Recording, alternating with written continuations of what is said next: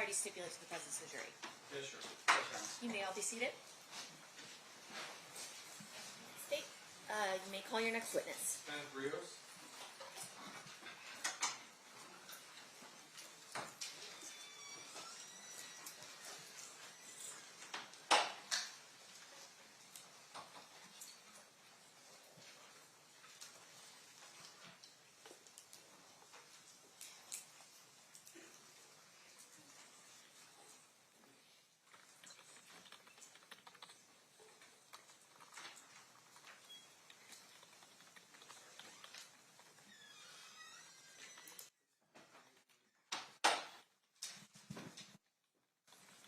Good morning, sir. Good morning. You solemnly swear or affirm the testimony you're about to give in this action shall be the truth, the whole truth, and nothing but the truth, so help you God? Yes, I do. Thank you. You may be seated. And sir, if you please state your full name and then spell it for the record. Kenneth Rios, Kennethrios. Thank you, Mr. Rios. Mr. DiGiacomo, you may proceed whenever you're ready. Thank you. Sir, how did you used to be employed? I was employed as I retired as a Las Vegas sergeant for Las Vegas Metro Police. And how long were you with Metro? 28 years. And when did you start? April 17th, 1990. May I direct your attention to September 7th of 1996 at about 9 p.m.-ish in that area. Where were you working? I was working as uniform patrol at the MGM Hotel. At that time, did you learn of a situation that occurred in the elevator section of the MGM? Yes, I did. And did you respond over to that location? Yes, I did. And did you have contact with an individual wearing a Dan Marino number 13 jersey? Yes, I did. I'm going to play a little video for you. Can we go back, Tommy?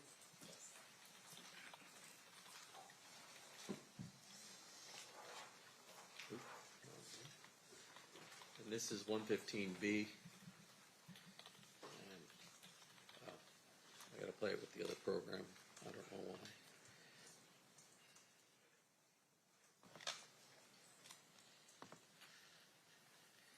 I'm going to back up just a little bit here.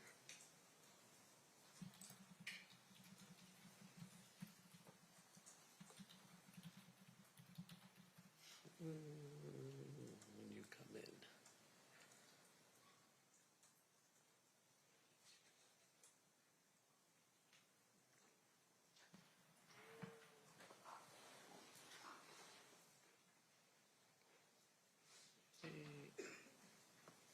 Started right about it. There's a shift in the air. You don't wait for it. You're already in it. Longer days, more. See myself. All right. And which of the three officers we have on scene there are you? One with the dark hair. My back, well, it was dark back then. My back is towards the camera facing the gentleman that has the Merino jersey on. Eventually, if we watch this video, you have a conversation with this individual, correct? Yes, I did. And at that time, did you ask him to identify himself? Yes, I did. How did he identify himself? He identified himself through a California driver's license, which security had in their possession and gave to me. Back then, this is just the fight call and he's the victim, correct? We thought he was a victim, yes. And so, did you talk to him about whether or not he wished to press charges or be involved? Describe that for us. Yes, I asked him first if he needed medical assistance, and he refused. He said he was fine. I then asked him what happened, and he told me basically that a couple of guys that he didn't know jumped him. And once again, I asked him if he needed medical. He said no. I asked if he wanted to file a report, and he said no. At that point, was he released and free to go on his way? Yes, he was. Later on that evening, did you learn about a shooting involving Tupac Shakur? Yes, I did. And then were you asked to then draft a report as to what your interaction was with Mr. Anderson? Yes, I was. And at that time, What name did you remember for Mr. Anderson? It was Orlando. I remember his first name. Is it anything unusual that when a victim gets attacked and doesn't want to press charges or write a report, for you not to have written a report that night? No, it's not. Basically, if you don't have a victim, you don't have a crime, as we put it, which isn't necessarily true. You always have a crime. But if you don't have a victim, the chances of prosecution, you won't get any information, and so we don't take a report if the victim refuses. It's only afterwards, the incident that occurs a couple hours later, you then go back from memory and write down what you recall from this incident. Yes, I did. And you were able to remember his first name as Orlando. Yes. Nothing further. Cross, Mr. Stift. Mr. Rios, Yes, sir. did you review anything in your preparation for your testimony here today? Yes, I did. What did you review? I reviewed my officer's report. I reviewed my memory. I reviewed also the last statement that I gave, I believe, was to the grand jury a few years ago. Okay. And I would assume that prior to your testimony at the grand jury, you reviewed your officer's report back then even, Yes, yes, I did. prior to testifying in front of the grand jury? Yes, sir. Okay. Make sure we're clear here. You wrote that report. That's in the normal course of your duties as a police officer. Yes, sir. No exception to in terms of you conducting your business as a police officer that you don't ever write a report. No, there's some instances where I may not write a report. Sure. Can you tell us what those instances are? Not offhand, because it's been so long. You don't write a report for everything that you do. Everything's recorded in some way through the computer or through dispatch, I'm sure. But to sit down and write a formalized report on all my actions, no.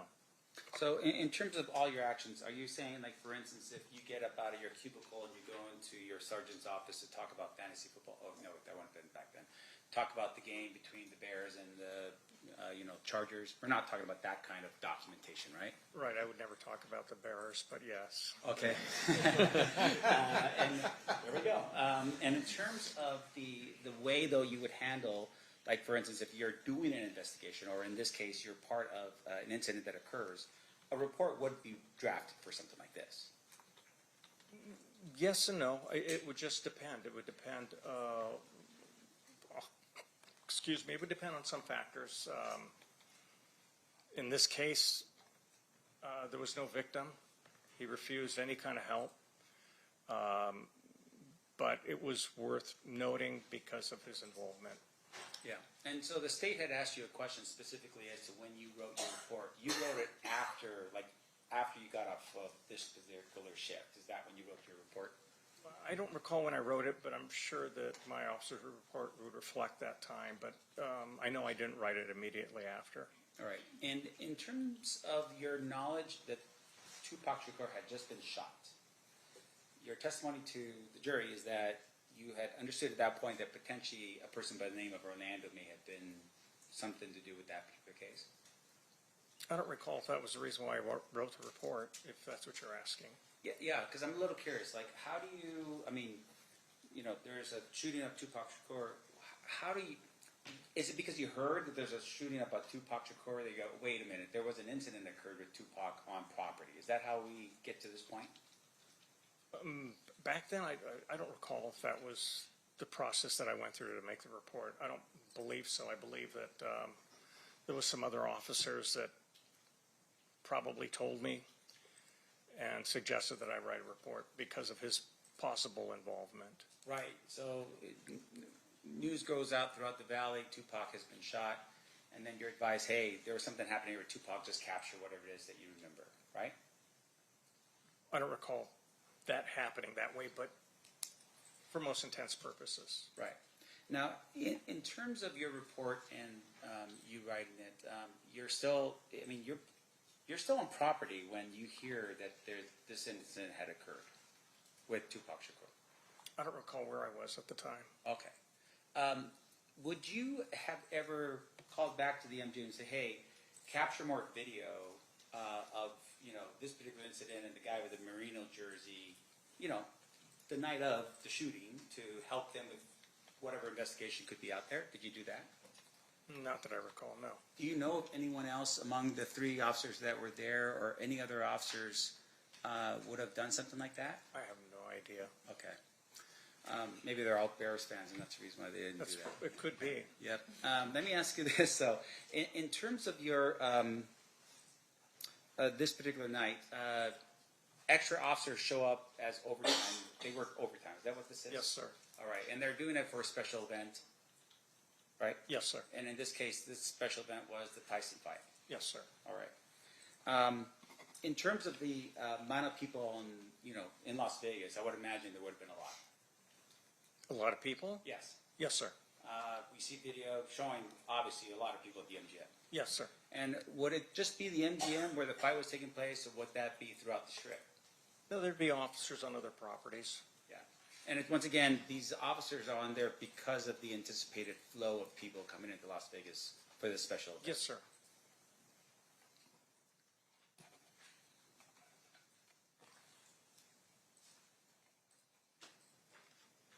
Sir, I have no further questions for you. Thank you. Thank you, sir. Anything further, Mr. DiGiacomo? No, Judge. Ladies and gentlemen of the jury, any questions for this witness? We have at least one.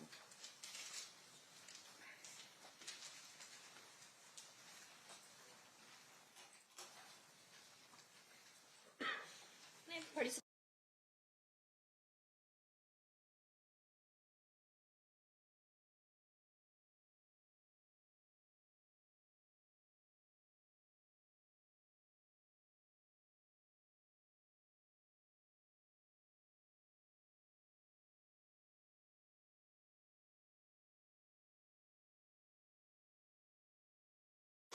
All right, a question from one of our jurors. After an incident like that, is it customary to not follow the people who did the assault? Is it common for everyone to stay with who you thought was the victim? My position at that time, yes, it would be to stay with the victim because we had already radioed 2 other officers that were on scene, Okay. and as well as the MGM security had radioed to their officers up front. So it would have been my responsibility to stay with the victim to make sure that he wasn't in dire need of medical assistance or still wanted to file a report. Okay. Any follow-up based on that, Mr. DiGiacomo? No. Mr. Sanft? No, Your Honor. Okay, perfect. With that, you are free to go. Mr. Rios? Thank you. All right. State who's your next witness. William Hedemeyer? William Hedemeyer. William.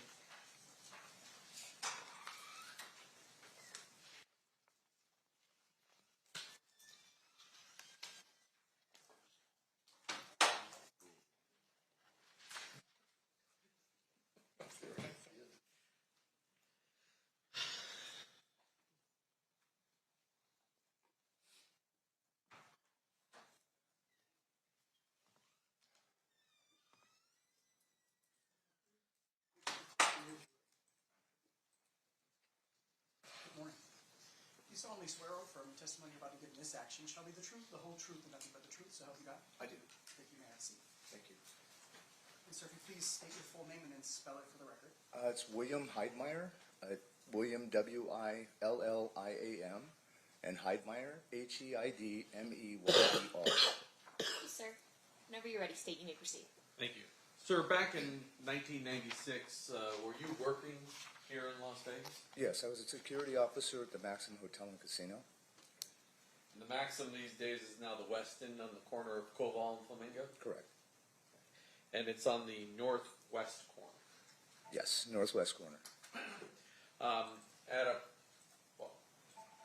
Sometime prior to 11:17 p.m., were you engaged in an investigation with some Metro officers? Yes, I had 2 Metro officers with me, and we were looking for stolen vehicles. There were 5 or 6 Dodge Caravans that were stolen out of our parking garage that night. And where were you located when something unusual did happen? Well, I was on the ramp of the 3rd floor of the parking garage on the southeast side of the property. And while you were there, just describe what you hear. Well, the two officers, another security officer and I were standing around one Dodge Caravan, and we just suddenly heard a lot of gunfire. And we ran to the barrier wall that was overlooking Koval Boulevard, not Koval, Flamingo Boulevard, and that's when I witnessed what I saw. So you hear a bunch of shots. Do you have any idea how many you heard? It sounded like a lot. One volley, two volleys? 3 volleys. 3 volleys. Yes. You heard. And when you say a lot, I mean, to some people, can you It put was- any sort of number on it? I had 3 to 4, maybe even 5 each volley. It was a series of pops, Somewhere between 9 and 15 shots in a series. something like that. You said after the shots fired, you guys ran to the retaining wall. Yes. I assume you ducked for cover at first. No, because I was armed, so I was leaning over the retaining wall to see what I could see. And when you look over the wall, what do you see? I see a line of vehicles in the left straight lane on Flamingo heading east, and there's several vehicles. There was a white Dodge Stratus at the front, a black BMW behind it, another dark car, and I believe another car, and then there was a white Chevy Suburban behind that, and several more cars. Do you see anybody outside of those vehicles? Yeah, there were a number of people standing outside of the vehicles in the traffic lanes. And do you see any of them armed? One gentleman was armed, one black male adult, very young, well-dressed. He was wearing a very bright white three-quarter sleeve shirt, black pants, and a black dress vest. And at the time that you see him, is he firing his weapon? No, he's not, but he does have the weapon in his hand. It was an automatic weapon, automatic pistol. Semi-automatic pistol? Yes. And is he holding it down? Is he pointing it in a direction? He wasn't pointing it in any direction. It was kind of just off to his side. What do you see this caravan of cars do? Well, I looked back because the Metro officers jumped in their cars to pursue. And then when I turned around, everyone was back in their cars again. And they made a U-turn heading west on Flamingo towards Las Vegas Boulevard. All of the cars in the caravan? Yes. And so you see them make a U-turn at Koval and head back towards Las Vegas Boulevard. Correct. And those vehicles, you saw the two Metro officers you were with jump in their vehicle to give chase to that caravan. Correct. At the time that you're out there and you see somebody with a gun, you've just heard shots fired, is it the conclusion you originally drew that that person was your suspect? Yes. Yeah. That's what I deduced at the time. And based upon the officers following that caravan, that's a reasonable assumption that they deduced that as well. Right. They asked me what direction they were going. They rolled down their windows and were asking me what direction everybody went, and so I pointed to make a right and head towards Las Vegas Boulevard. And those officers then went after the caravan. Correct. Objection as to speculation. What's your response? Well, he watched them do it. He didn't Over. testify. Did he testify that? Did you watch Lay the some more officers? foundation. Did you watch the officers go after that caravan? Yes. Okay. Thank you, sir. I pass the witness. Okay. Any questions, Mr. Stamp? Yes, Your Honor. Mr. Heidmeyer, I'm going to show you it's been marked and admitted as State's Exhibit number 1, 1. No. Yes. 1, 2. Let me both. Thank you. Closer to 96. More modern. You're right. All right. I'll show you State's Exhibit number 1 here. You recognize this photograph? Yes. Okay. Just to get to the point, this is Las Vegas. Yes. All right, and I'm just more concerned right now about the actual streets themselves. Can you just show us? Actually, you know what? If you could step down out of the witness chair and just go to that screen, I'm going to have you point out for the jury where everything's at. Okay.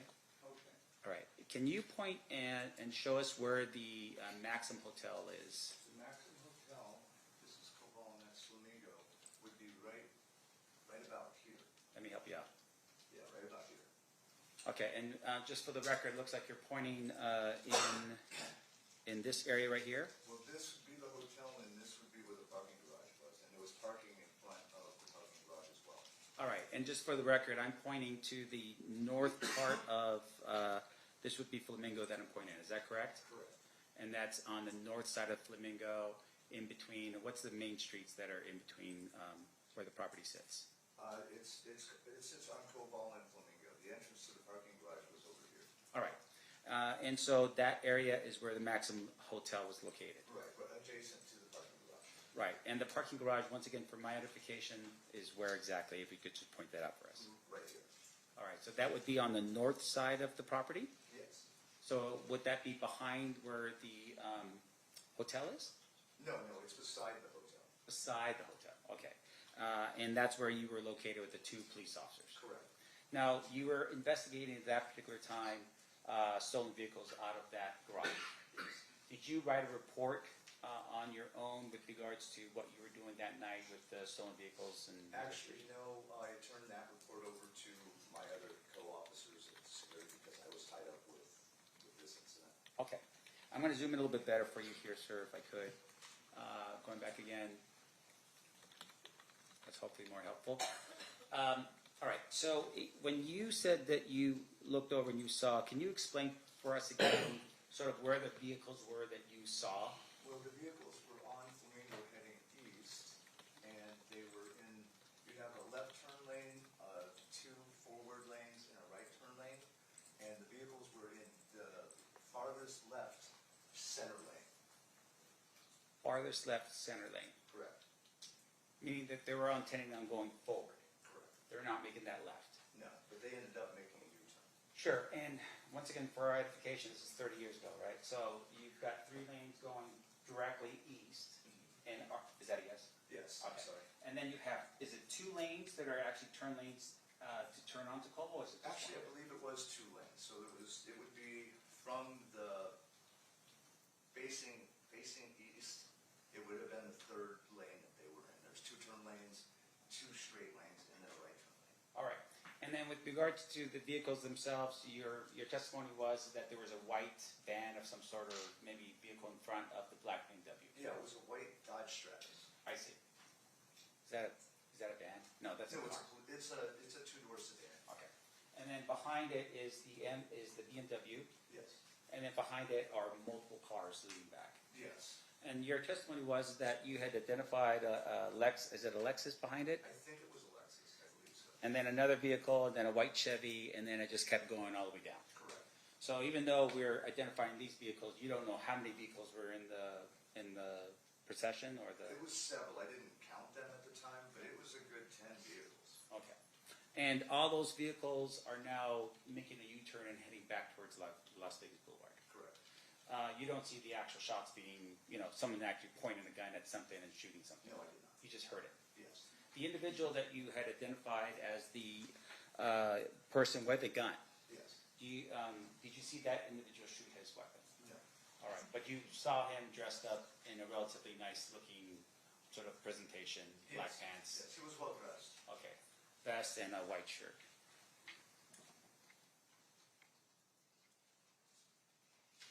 Okay, I have no further questions. Thank you so much, sir. I appreciate it. Yeah, you can go back up there. Yeah. Sit down. Yeah. Sorry. Thank you. Thank you. No worries. State anything further?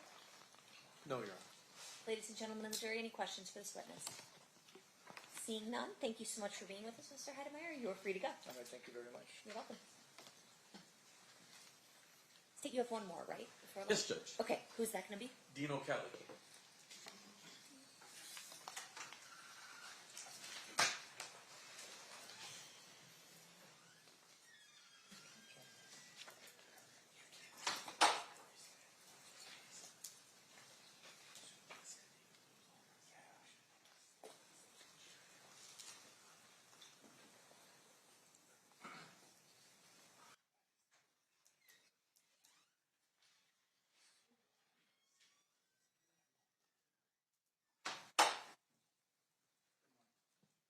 solemnly swear or affirm the testimony about to give in this action shall be the truth, the whole truth, and nothing but the truth, so help you God?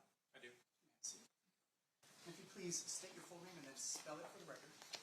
It's Dean O'Kelly, and it's DEAN O''K-E-L-L-E-Y. Thank you, Mr. O'Kelly. You may proceed, Mr. DeJarmo. Sir, how are you currently employed? I'm a deputy marshal in district court with Judge Erica Mendoza. Prior to become a deputy marshal, well, I guess you've had multiple hats. At some point, were you a Metro police officer? Yes, I was for 20 plus years. And approximately what year did you start? September of 1991. And when did you retire as a Metro officer? July 12th of 2012. And after July 12th of 2012, did you do something else with Metro? I did for about almost 8.5 years. I was a cold case homicide investigator. Now, well, let me ask you this. When did you first go to homicide? In 2003, on July.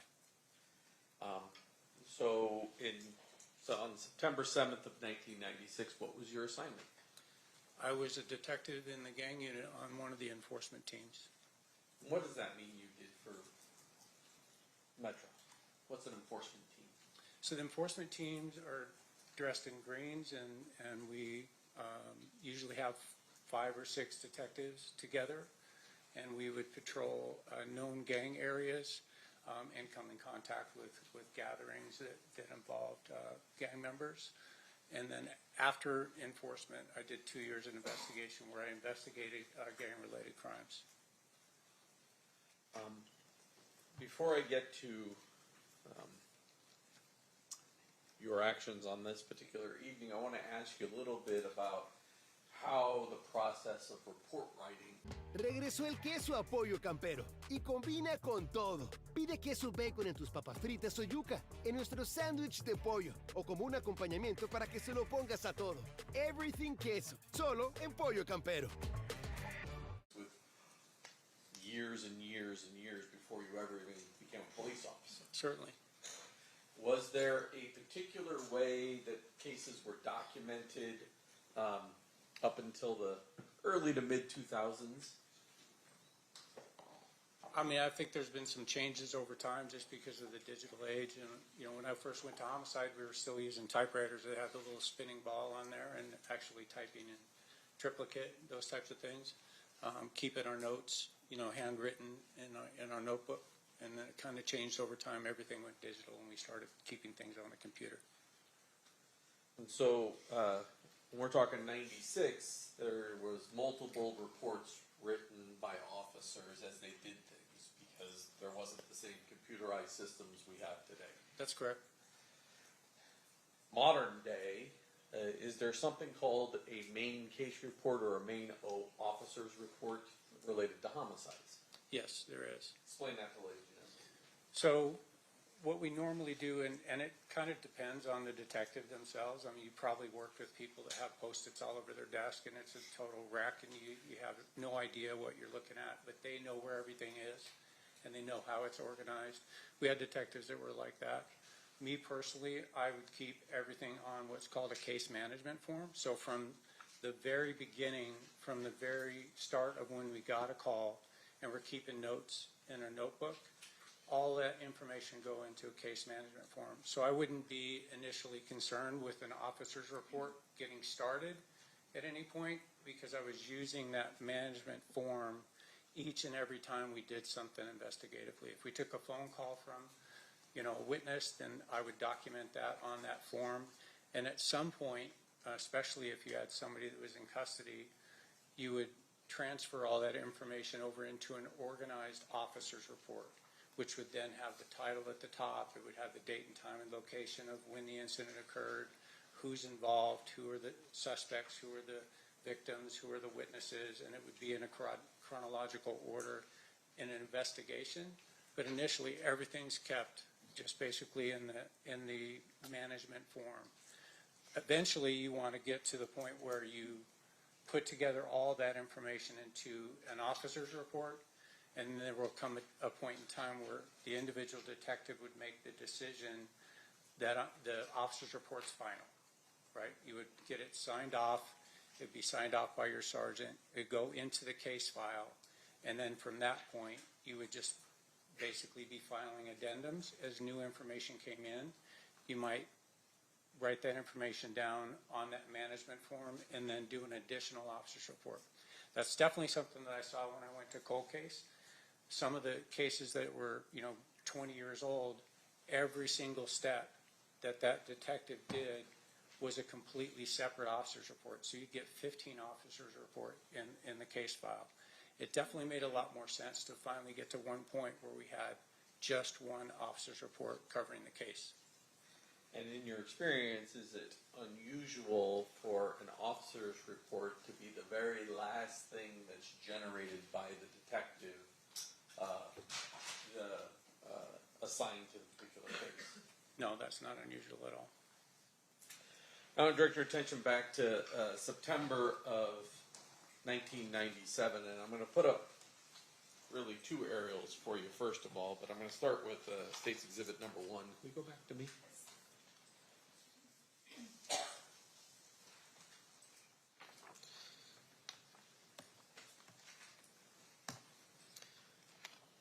That appears to be an aerial of Las Vegas Valley.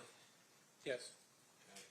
And it's clearly more modern than 1996 because you can see T-Mobile over here and some other things. Is that correct?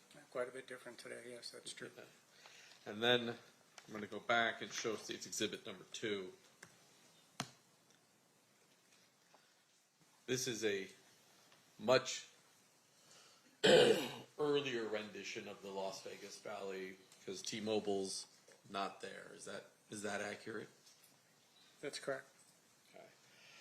Okay. And identified on State's Exhibit number 2 is where the I can't move. I can move the mouse away. Where it says Monte Carlo, that's generally where the Park MGM is today. That's correct. And at the time, back in 1996, there was a club called the 662 Club on Flamingo. Is that correct? Yes, very familiar with it. And is that referenced in State's Exhibit number 2 as well? It is. And is that generally in the location where it's at? Correct. So now I want to jump back to 1. At about 11:17 p.m. On September 7th of 1996, where were you? We were conducting enforcement activity kind of northeast of the location of Koval and Flamingo. And did something catch your attention? Yes. As we were out with a couple, 2-3 gang members, we heard over the radio an officer rather excited, certainly under a stressful situation, reporting shots being fired and requesting a code red on the radio. We weren't very far away, so we cut the guys loose that we were with, got in our vehicles, and with lights and siren, we went over to respond to the area of the Maxim Hotel. When an officer calls out code red, what does that mean? What is he trying to do? The code red is so that no other radio traffic is coming across except for what those officers are going through. So it's trying to keep the radio traffic to a minimum. So we didn't even announce that we were en route. That's not important for dispatch or really anybody else to know that we were on our way, because we're waiting for updates from that officer or from the officers involved. So we stay off the radio. It's a sacred thing. You don't break the code red unless you really have to get on the radio. And where do you respond to? We responded to the intersection of Koval and Flamingo right there at the Maxim Hotel. Now it's called the Westin. But we went into the parking lot on the south side of the Maxim, and where we saw a patrol unit. At some point, do you walk out onto Flamingo? Well, let me ask you this. When you first arrive, is there traffic still driving eastbound on Flamingo? Yes, I mean, nothing nothing's changed so far as traffic at that point, because whatever had happened was several minutes before that. So now people are still just driving by. We got to the parking lot. My Sergeant Cindy West, had inquired as to where the shots had come from, and we were able to look out into the street there on Flamingo, just west of Koval, and I saw in the headlights just little glints of light and recognized that. I spent plenty of time on a firing range, and I know what brass looks like on the ground. So we were able to determine where several cartridge cases were located in the street west of Koval on Flamingo. I'm going to approach and show you state's proposed exhibit 34 to 41. As you look through those, I'm going to grab something from the clerk.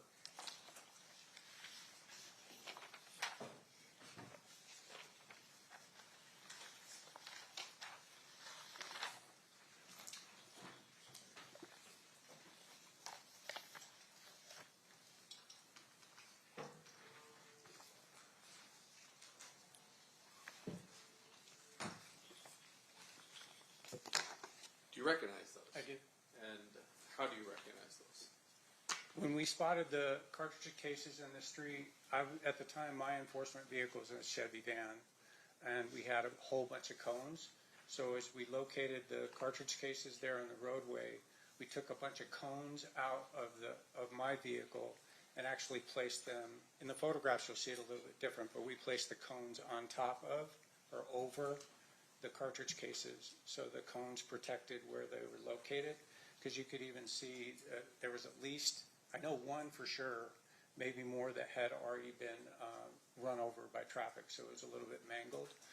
So we protected the crime scene, and we also popped a couple of flares on the north side of the number 3 travel lane where the cartridge cases are located. And this states exhibits 34 through 41 fairly and accurately represent that situation. Yes, it is. Move to admit. No objection, Your Honor. So admit it. So I'm going to put up 34. And can you just describe for us what we're looking at? So you can see the cartridge cases are kind of straddling the 2 lanes. I'll stop you for a second, Mr. O'Kelly. Yes. There's a mouse sitting right there. Don't click it. Just it'll freeze up the whole system, but you can use it as a pointer. Exactly. So these 2 cones that we set up here were more or less to protect where the cartridge cases were located. These other cones are covering the actual cartridge cases in the roadway. The one that's closest to us in this picture is a bullet fragment. It was the furthest away from Koval. And then the other cones are all spent cartridge cases, Winchester, Smith & Wesson 40 caliber cartridge cases. Do you know a person by the name of Dan Ford? Yes, I do. How do you know Dan? Dan Ford is a senior crime scene analyst that I worked with quite a bit. We started on the department right around the same time. And ran into him several times on cases that I worked with in the gang unit investigations. We also utilized him on the RICO task force that I was on for a couple of years. And then he responded countless homicide investigations during my career. Eventually, does Mr. Ford leave the crime scene that was at Harmon and Las Vegas Boulevard and come, and is he the person that takes these pictures and winds up collecting these items? Yes, he is. Fortunately, Dan was already dispatched to the area of the Maxim for the patrol units that had called out on the radio the shots that were fired. They were taking a report for damaged vehicles that were there, and Dan had already been dispatched to that. So he wasn't far away when the shots rang out, and he was requested to come to that scene. Sitting there in front of you is state's proposed exhibit 129. Looking at the state's proposed exhibit number 129, do you recognize what that item is? Yes, I do. I've seen and reviewed the handwritten evidence inventory that was authored by Dan Ford. I can see that that's his handwriting. It's also his initials and P number that are on the package for the Winchester cartridge cases. And then there's a red seal on the back of here. That would have been placed on by Mr. Ford, correct? The red seal is not, so it is marked up here at the top for his P number. This doesn't look, I don't know, that he wrote the date on that. So 9/7 of 96. So he initialed in the top corner and then put the date down in the bottom corner, yes. And all these blue seals are the times that the forensic lab has opened this package in order to look at these items and potentially do some testing. That's correct. But I do remember from the evidence inventory that Dan had indicated that these cartridge cases were checked for fingerprints at the time with negative results. So I'm going to have, well, I guess I'll move to admit 129, Judge. No objection, Your Honor. Okay, so admitted. I'm going to have you cut this not along a seal if there's a place left to do it. Place? I think if we cut right along there, we can pull those items out. Oh, yeah, down here at the bottom I can. I don't think we have to go too far. Let's do that. And we just pull those items out.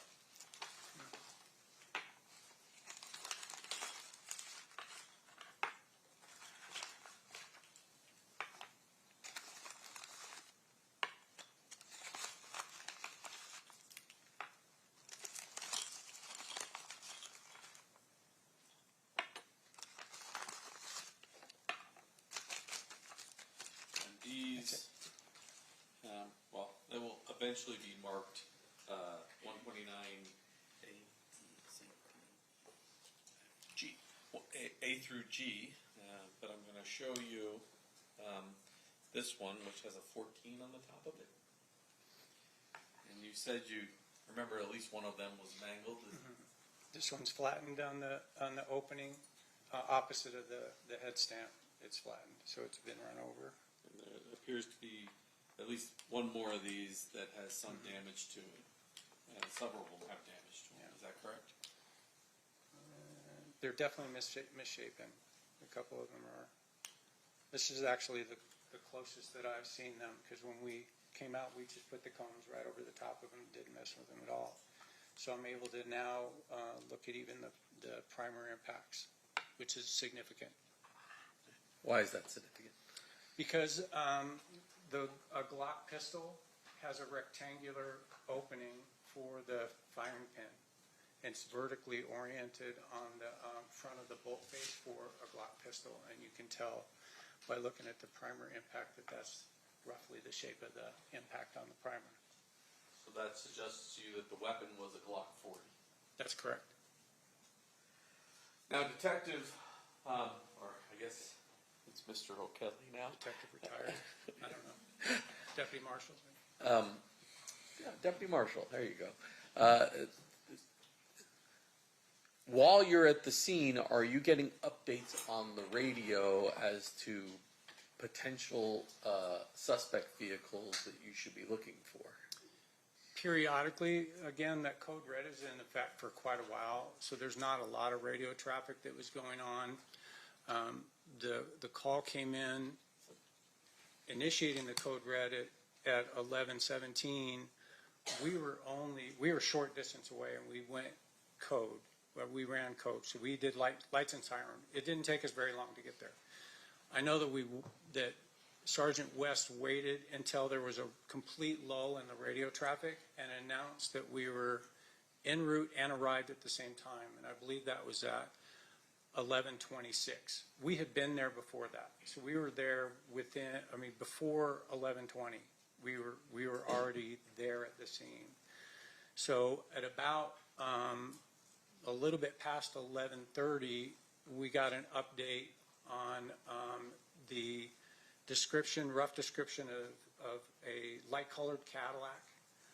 I know at some point on the CAD report it said late 90s. It had to be late 80s, right? This is 96. And there was also some indication that it was in good condition, which would say that it was an older vehicle than late 90s, right? So we were looking for a light-colored, possibly white Cadillac with two black male occupants. And there was a report that it was northbound on Audrey, which now Audrey Lane is the Link, right? It's the Link Lane. So it's on the west side of the Maxim going north. There was some report that possibly that's where the suspect vehicle had gone. So initial reports is light color Cadillac, last seen northbound on Audrey. Right, with two black males at that point. Do you wind up getting updates throughout the evening as to the vehicle you're looking for? We did, I'd say, it was about an hour or so, about 12:45 maybe, right around that time, that we got an update that we were looking for that same white Cadillac in good condition, but potentially occupied now by four black males, and was southbound on Koval. That later made a little bit more sense to us, especially that we were out on the eastbound lanes of Koval, right just short of the intersection, and that the Cadillac had to have been to the south of the BMW, and it made more sense that they would have made a right turn. So that definitely clicked when we were told they were southbound on Koval.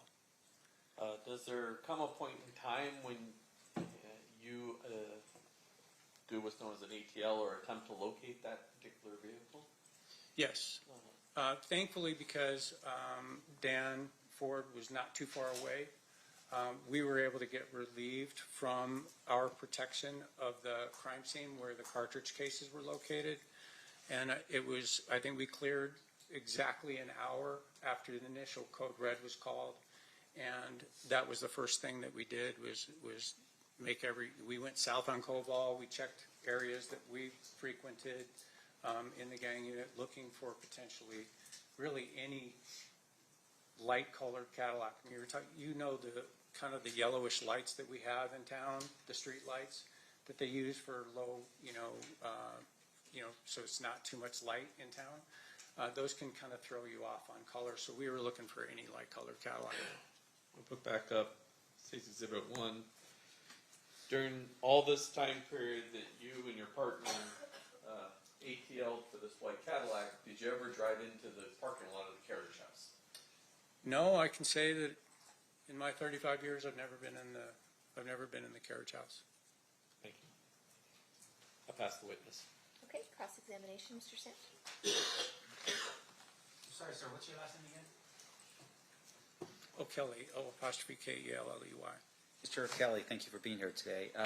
Your testimony, obviously, I would imagine before you were here, you probably reviewed your reports, whatever it is you wrote during that time period. I didn't write any, Okay. certainly. Even after I went to homicide, I wasn't involved in the investigation for this case.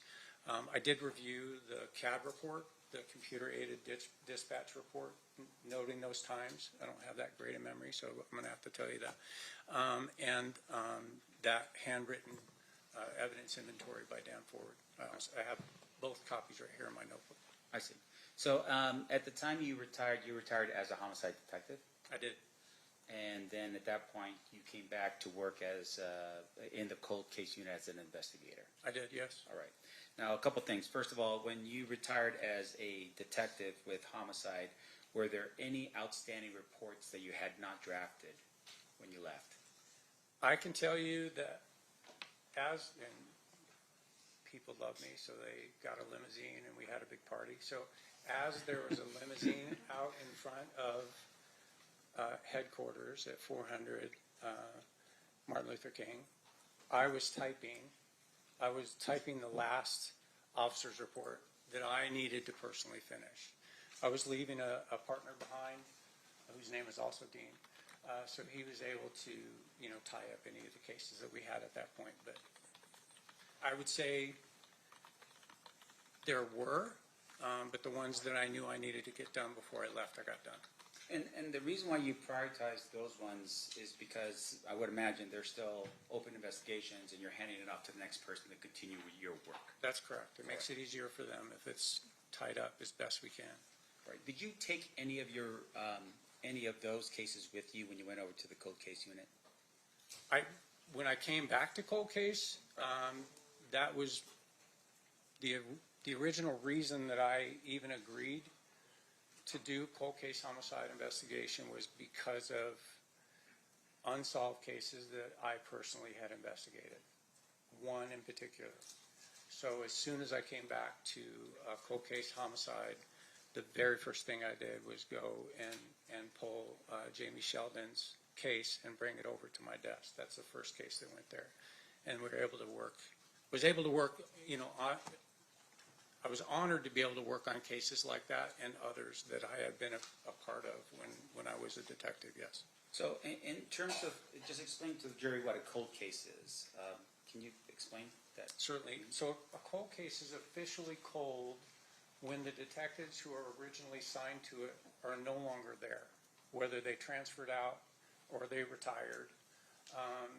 If there isn't an original detective assigned to the case, it's considered cold, right? No one's assigned to it. Those cases can be handed off to. Find a great rental car deal with Kayak. And find the confidence to do important things on your phone, even if you still wear skinny jeans. And continue to follow it up. It's considered cold because he's gone, right? As soon as he left, it's officially a cold case. But if there's a detective who was originally assigned to the case, it's their case until they're done, right? You're not going to go stepping on toes and just pulling cases and start working on other people's stuff unless they asked you to do it. And with regard to the cold case unit, I'm assuming there's probably two detectives who are the official detectives for the unit, and then you have investigators, retired homicide detectives that help with the investigation? That's correct. Initially, when Sergeant Hefner, sergeant in homicide, but then came back with me at the same time. So the two of us came back, and we were on our own.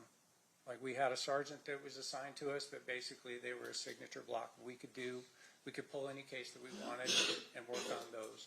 The department saw, thankfully, a lot to do with the work that we were getting accomplished, where we solved 20, 25-year-old cases, and the department's able to go to the media and say, look, we're not giving up after all these years. We're going to continue to follow these cases and solve them. Because of that success level, then the department dedicated 2 full-time detectives that were still in homicide to the cold case unit. And then we had, I want to say 3, 4 more cold case investigators that were assigned to us. So I think we had a total of 5 or 6 at one point, plus the 2 detectives and a dedicated sergeant to the cold case unit. So in terms of your work in the cold case as an investigator, you're not a detective, right? No. So there is a difference in terms of your response detective. Correct. Because the detective would be the law enforcement officer. Certainly. And you are a person helping the law enforcement officer. Essentially, I mean, we can still steer the investigation where we want it to go. We're doing interviews, we're doing those things, but say authoring a search warrant. So we run into a situation where we need a search warrant done. It's going to be, it may get written by one of us, but it's going to be sworn to as an affidavit by a detective on the department who's a sworn police officer. Have you ever drafted a report, I don't know, 8 years after you started an investigation? Well, because of cold case, yes, certainly. But yeah. just as a police officer or a detective, have you ever waited, say, years to draft an actual report on something? I don't know what would be my record-breaking delay in authoring a report, but I'd say, if you're dealing with a case where there's nobody in custody, like you haven't arrested anybody, I mean, probably pushing 2 years before I finally said, and even reluctantly said, all right, I'm gonna close this officer's report. It's signed off because we've run out of investigative leads. We're to that point. There's really nothing else coming in, and now that's officially done. Then there could be maybe somebody calling up, or we could have somebody that gets in a jam, right, where they're now looking at serious time. This has happened to us in cold case, where now that person says, hey, I have information on a murder. So now it's completely open. Now the case is back up and running, and there would be a new officer's report started at that point in time to complete that investigation. I know where the gun is, I know who did the shooting, and now we've got a solved case after 15, 20 years. Now, have you ever delayed writing an officer's report after going to the grand jury and presenting evidence on that same case? Yeah, I would say that I've gone to grand jury before officers' reports are done. I would say that I've gone to grand jury before I've started an officer's report.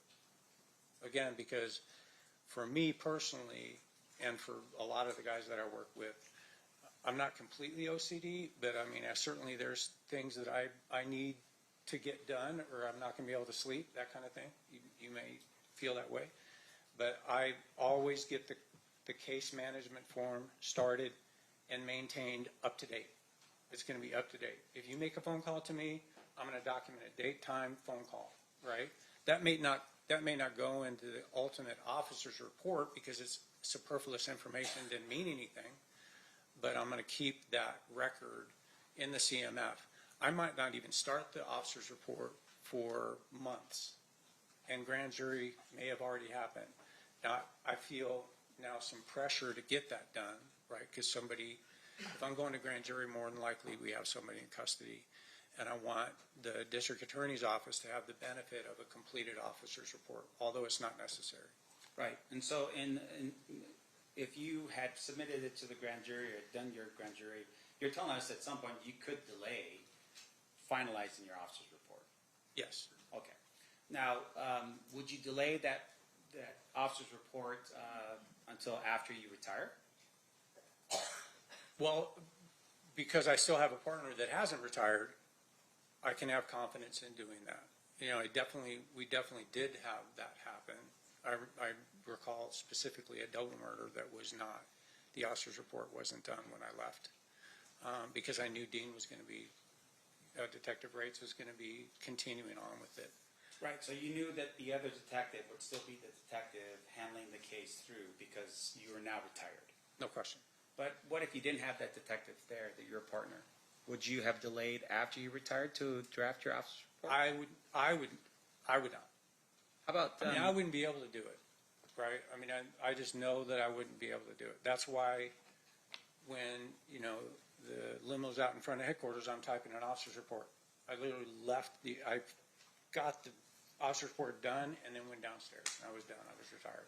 Now, can you explain to us, I'm sorry for interrupting, but can you explain for us a little bit about why reports are so important to you in your line of work as a homicide detective? Reports document everything, right? I mean, you need to document your observations. You need to document evidence. And for us, in homicide and even in the gang unit before that, we did that with officers' reports. Officers' reports don't become evidence, right? Officers' reports are so anybody picking up that case file can walk through the investigation from beginning to the last part of an officer's report is conclusion, right? So it may be a conclusion as to what you believe happened and you don't have somebody in custody. It can be a completed officer's report where the case isn't solved. It's still open, right? But it's at that point when you're doing the conclusion, it's more or less your opinion. This is what we believe based on everything else that precedes it in the officer's report. Okay. And that would, of course, help you later if you ever recalled to testify in front of a jury to recall what happened. Oh, absolutely. That's the go-to document for somebody who's preparing for trial is that officer's report. I mean, it can be lengthy. I've written officer's reports that are 70 pages long. And with regard to those reports and being 70 pages long, fair to say that details are super important when you're doing this kind of investigation. They are. And that would be helpful for you to remember details in the future, right, to write a good report.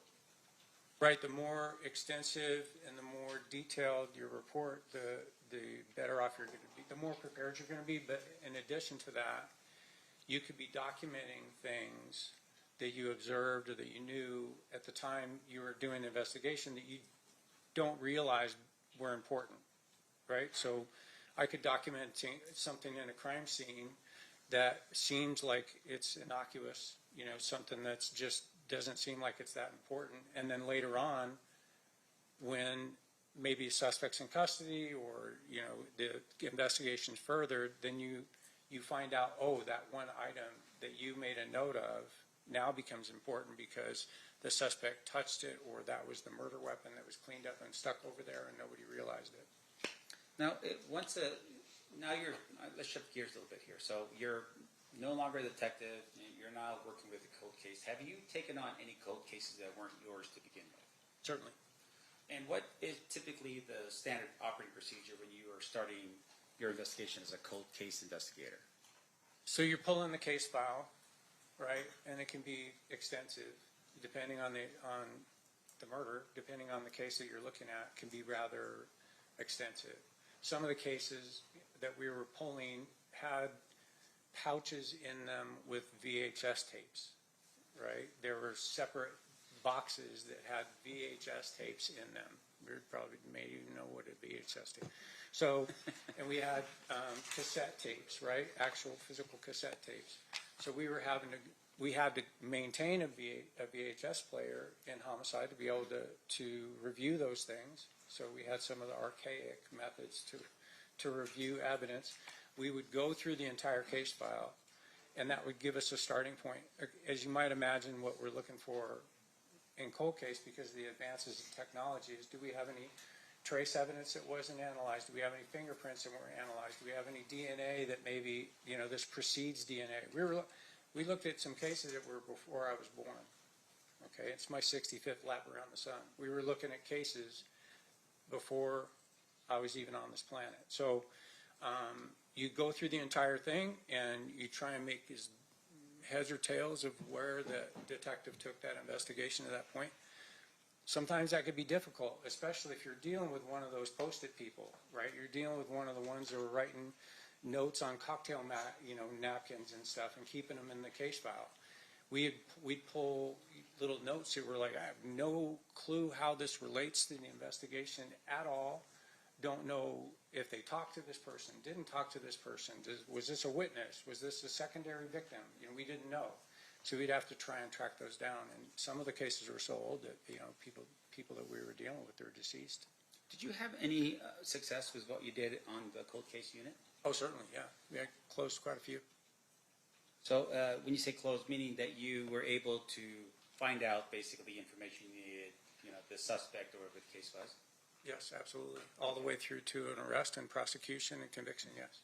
And with regards to the success you had on the cold case, did any of those cases not involve some type of technological thing like either a trace, DNA, or fingerprints?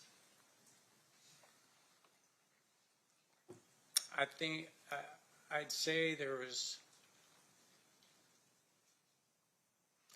none come to my mind that we didn't have something that was redone and reviewed and then came to a conclusion or pointed to a specific person that we were then able to go and interview. We had one where we flew to Toledo and we got a confession on a murder that happened here in Las Vegas because that person was already doing life without there for another murder that he had committed. I don't recall that we had any physical evidence in there that we needed. He confessed to it basically. What do I have to lose? I'm already doing life without. So he basically was in custody ready for a murder in another state and basically Columbus, confessed and said, hey, I'm confessing this murder in Nevada. Correct. So it wasn't like you found, We did. I mean, you look at some of these case files and they're definitely pointing towards a specific person, right? Every indication is that this is who you're dealing with. Right.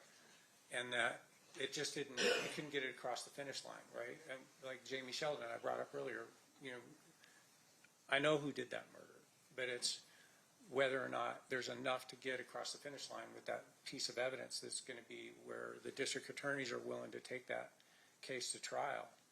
And you're waiting for that one more thing, right? So it just stays there waiting for that one more piece of evidence to come in. And that happened with some of the cold cases where it's like, hey, we knew who this person was. I remember one specifically where we had a guy where we knew in the gang unit who we were looking for. And then I got to homicide and then looked up case files and saw that that person had never been charged. I'm like, how did he never get charged? We knew who it was. And we were able to then put enough together to arrest him and get a conviction. And the arrest was because of either DNA or fingerprints or something along those lines? On that one, no. We had video surveillance that existed at the time on a VHS tape from a 7-Eleven. You know, back when they were recording over them every 7 days, and so it was grainy, and you're like trying to get a clear enough picture. But we were able to, and we had physical evidence at the time that existed at the time connecting him to other cases, and we were able to get a conviction on that particular case with nothing new. Okay, so I just want to make sure I'm clear. So that was video surveillance with some other physical evidence that helped you solve that particular Cartridge cases, yes. Okay. All right. And then in terms of your work, the night of what happened here, now if I could just ask you to switch over to.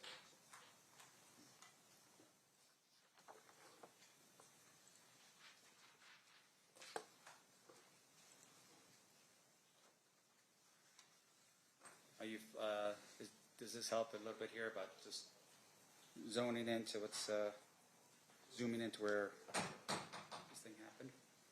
Right, that the red triangle or the red rectangle there is where the cartridge cases are located. Near the intersection, I think the closest piece of evidence was 60 feet away from Koval, and they were out in the travel lane, probably 14, 15 feet away from the south curb. Okay, so my question is to you very specific. You mentioned a little bit ago about what potentially would be a white Cadillac traveling north on Aubrey. Can you just, you could step out, Dean, if you want, and just actually point with you can just point at the screen from over there so that Jerry can see. So this is Koval. This is now the west end, right? Used to be the Maxim. And this is the Aubrey lane going north. And then down in here is Aubrey Street that cuts over, it actually cuts south and then goes all the way over to the boulevard. But the initial report was that we had this light colored Cadillac occupied by two VMAs that went north on Audrey. So they would have to, with the entourage that everybody had U-turned and gone this direction, they would have to have followed and then turn right to go up on Audrey. There's really no way for you to get from eastbound Flamingo at Koval to northbound Audrey without making a U-turn. Okay, and just, if you could stay there for a second. Dean. The other part here is that I'm just pointing again with my pen, and that would be the area where you found and located the bullets, the cartridge cases? Cartridge cases, yeah, they're in the eastbound lane, I think the number 3 travel lane, primarily kind of straddling the lane there a little bit, right here before you get to Koval. Now, if you can describe for us the street. So on that street right there, and I'm just pointing to the part of Flamingo that's, I guess, west of Koval, and then before or between Aubrey and Koval, this area here. Mm-hmm. Is there a concrete divider that's in that area? There was not a concrete divider, no. And I think now it's like those yellow plastic cones that are every few feet. Now separating it when you come up, because on eastbound Flamingo, there's two left turn lanes to go north on Koval, 3 travel lanes, and then a right turn lane to go south on Koval. So, for instance, if cars are going to make a U-turn and turn around and follow, like say, for instance, the black BMW, right? The other cars could just basically just make a left-hand turn and go right back. They don't have to go in procession around and keep going. Fair? Yeah, well, now they would be hitting all those yellow cones. So, I don't know. I don't think back then, I think you could probably just right there. I mean, it's a violation of the law. It is. Yes, you could certainly Because my understanding is those cones that you're talking about will be actually on Cobalt to prevent people, I guess it's like to stop traffic from merging or having too much lanes or traffic in that area. Do you recall that? I know all the yellow cones, because I took a fellow marshal to the airport yesterday, and the lady in the box actually took me north on Cobalt to pass that intersection, so I was able to see all the yellow plastic. They're permanent cones, they're there, dividing the north, or east and westbound traffic. Right, but at the time, your recollection back in 1996, you don't know if there were cones up at that I point. don't know, there wasn't. Yeah. I know there wasn't, and there wasn't a New Jersey wall, so I think, yeah, you could just make the turn. Just There make might have been a curb, there might have been a cement curb, but I don't see that in the photo, and I don't have an independent recollection of it. Gotcha. So those cars are, if we're trying to envision the BMW getting shot at, and at some point it's making a U-turn, there's some discussion about rims on the vehicle being messed up because of, Yeah, it's possible. and then as it's going down, the other cars would have just either just turned around and immediate left. To Possible. I know, because we never went to Harmon and the Boulevard, never saw the entourage, the other vehicles that had gone down there. Your Honor, I have no further questions. Thank you. Anything further, Mr. Jackman? Briefly. I don't know if you retired on a Friday, but if you knew when you retired on Friday that on Monday you were going to be right back there as a cold case investigator, you wouldn't feel, or would you have felt, the need to finish that Friday before you got in the limousine? I think I would have been okay to let it go. Yeah, that'd have been all right, and skip that part. Yeah. Let me ask you this. Has there been at least one case with you and I, in fact, where there was never an officer's report that was able to be completed? Debbie Flores Narvaez. And, is there any requirement that there be an officer's report created? No, again, officer's report's not evidence, right? It's just kind of a guideline to go through the case file itself. There was, in the case that we're talking about, a case management form that went all the way through the investigation, so it really wasn't necessary to get to put it on trial and get a successful conviction. You mentioned as well that old case files. You've looked at, you said case files from before you were even born. Yes. You don't know if all of the reports that were ever generated were in that file or not in that file when you get the case, correct? I could say that there were some case files that we pulled that they weren't even in 3-ring binders anymore. They were in accordion files, and there were definitely things missing, right, over time. The frustrating part of cold cases, going to pull evidence and seeing that it had long been destroyed, wasn't even available anymore, which shouldn't happen, but it sometimes does. And so, you're trying to piece together the case even without some pieces of evidence that you think is crucial. So despite not having maybe everything that the original detectives have, you don't just give up. You still try and solve the crime. Exactly. Well, you go redo it, right? I mean, if there's indication, like again, if you got a cocktail napkin with a name and a date of birth on there, but you don't know how that was involved, then if that person's still around, you go interview them. And, we ended up doing it in cold case. We ended up doing a bunch of traveling to where we would go do those interviews and sit down with people, and, they have, I mean, being a witness to or being involved or even connecting remotely to a violent incident like that or a murder, that's called a significant emotional event, right? You're going to remember very specific details. I'm sure in your own life you've had that, where something really significant hits and you can remember what you were wearing, you can remember the smell, you can remember where people are standing. So we're able to just go back and redo that interview and then put that into the case file, even though it was missing. And you sort of said this, but in a lot of those case files, law enforcement knows what they believe to be the story. They just don't have the witnesses to present in a courtroom to establish the crime beyond a reasonable doubt. No question.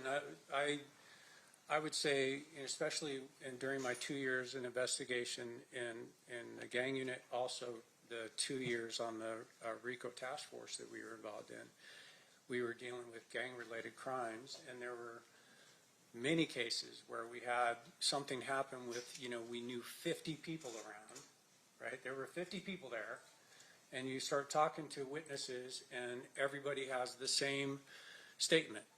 I heard shots, I ran, and the police stopped me for no reason, right? So you don't get that level of cooperation because people are afraid, right? People maybe think because they think gangs might be involved, they don't want to say anything, they keep it to themselves, and they live with the fact that they didn't help, right? Sunny on the outside? Meet feeling sunny on the inside.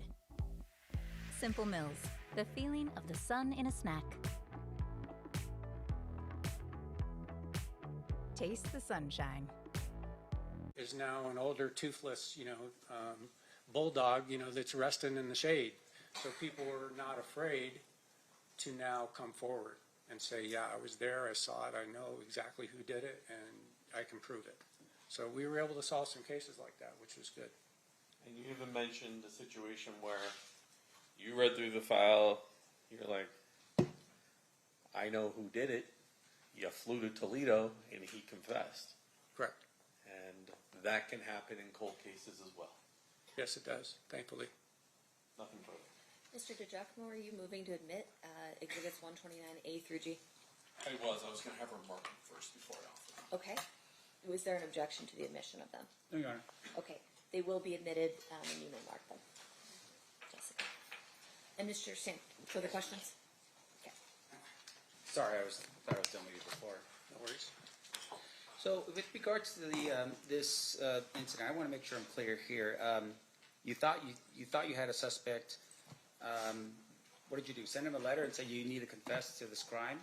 I mean, how did that work out with the thing that happened in Toledo? Oh, in Toledo? Yeah. We had put together enough of the case to know, with every bit of confidence that it was him, even to the point where we were able to author an arrest warrant for him. And then we were in contact with the correctional facility that he was in custody and let them know that we wanted to come out. They actually approached him to let him know that detectives from Las Vegas want to come out and speak with you. And he agreed, right? I mean, he's sitting in custody for, serving life without for actually killing two people, a child and the child's father. And so, I think probably just for entertainment value alone, he agreed to talk to us, and we were able to come out there, sit down with him. They pulled him out of his cell, obviously, and away from the rest of the inmates. And we talked to him for a couple hours before lunch, and then we broke for lunch, and then after lunch, he told us he did it. So you put together information here in Las Vegas that was all corroborated, right? I mean, you had information, you had evidence that you were putting together, right? Correct. And all that evidence pointed towards this particular person. Did it? And then at some point you said, we just don't have enough. We would want to hear from this guy himself. And that's when you went out to Toledo to confront him on it? I think that we would have been able to get a conviction without him telling us that he did it, but why not? I mean, if we went there and he said, pound sand, I'm not going to tell you. Like, you flew all the way out here, and now I'm not going to tell you that I did it. I mean, we still would have gone forward, but it certainly, bolsters the case to have him say, yes, I did it, and this is what I did before and after, which is what he was able to do. Right. So in the case you were developing, you had corroborating evidence here in Las Vegas. Yes. And this was just the final, cherry on top to actually hear him say the words that, yeah, I did it. Agreed. Now, the corroborating evidence you had here, though, was your investigation. I would assume that it had some physical evidence, witnesses, that kind of thing to it? It did. Okay. And your testimony here right now is literally, you don't necessarily even need his confession. You could have just done it without. Yes. Now, in addition to that, obviously, if you didn't have those things, you suspected somebody, but you don't have DNA, you don't have fingerprints, you don't have an eyewitness, you don't have surveillance video, you don't have anything at all that would tie that person to whatever the crime you believe has occurred, that would mean at that particular point you don't have it, right? I would agree with that. Now, in addition to that, your testimony here is And I want to make sure I'm clear, you were a gang person before, and those field interview cards would be helpful if you were looking into a potential crime where someone is accused of the crime. Like, look at those field interview cards, right? Field interview cards are very valuable. I worked bike patrol before the gang unit, and we filled out probably more FI cards, field interview cards, than a lot of the gang detectives did.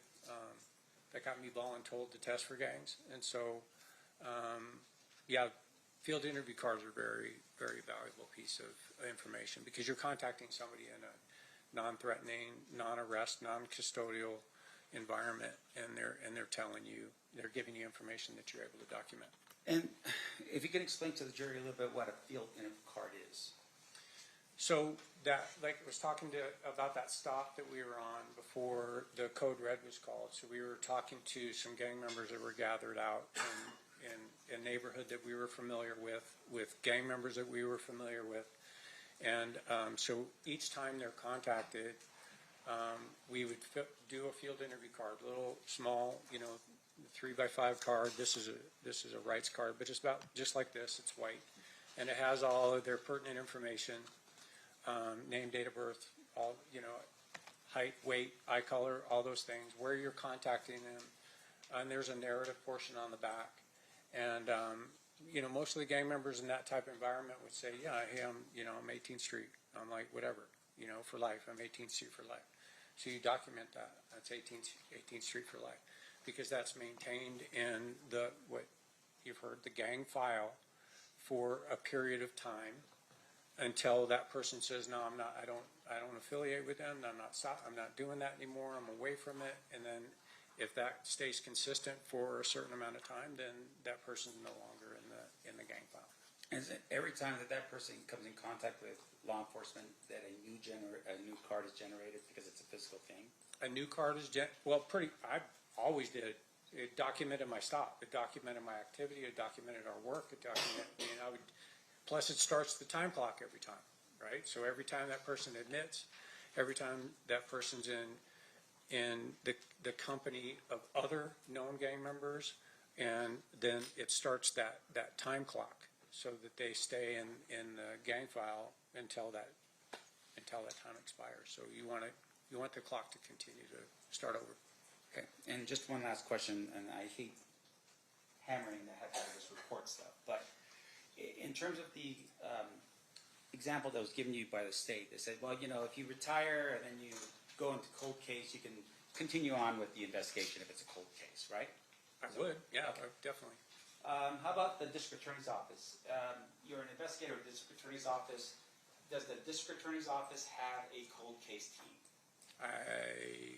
We didn't have anybody assigned to us at the time, because I left in January of 23. At the time, we didn't have anybody that was catching our cold cases specifically, so I couldn't tell you one way or the other. Right. So you are testifying that Metro has a cold case unit, to which if you're a detective with homicide and you want to take a case with you, you could have done that, right? Certainly. But with regards to taking your case as a homicide detective and now working for the district attorney's office, that's not how that typically works, right? I wouldn't know how they function with it, because I know, we put a case file together and we submit that case. It gets approved by the DA's office, and that the district attorney may recognize certain things that need to be cleaned up or need to be followed up on that maybe wouldn't come back to the detective in homicide. Because keep in mind, if we're working a big case, we're still catching new cases. You don't catch a big case and then all of a sudden, time out. And I get to do this, work this case. You're still catching new cases. We worked one weekend in 2003 where we had 6 murders in one weekend. So you're up going into the weekend and up on rotation coming out of the weekend, because all the teams caught a case. And so, just for the jury so they understand, Metro is the police department. They do investigations. Correct.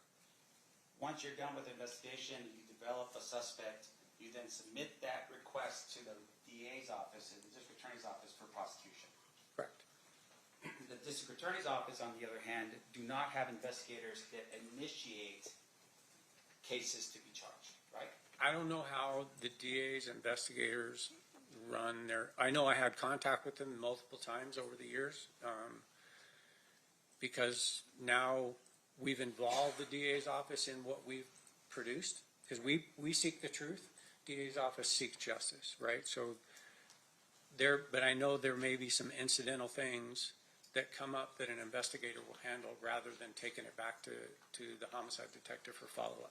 In your experience throughout law enforcement, even up to currently, have you ever seen an investigator or the Clark County District Attorney's Office be the primary officer on a case? No. No further questions. Thank you, Your Honor. Anything further, Mr. DiGiacomo? No. Any questions from the jury? We do have at least once. Can I have the parties approach? Except we only have one.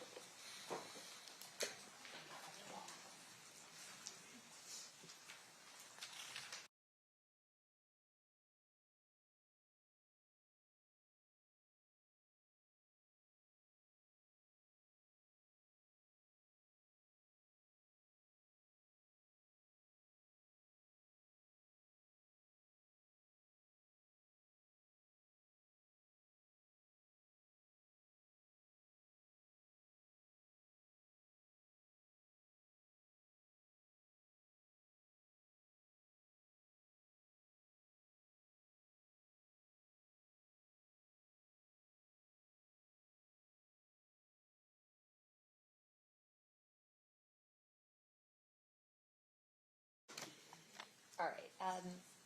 Question from Roger. There are 8 cones, but only 7 glass bottles in evidence.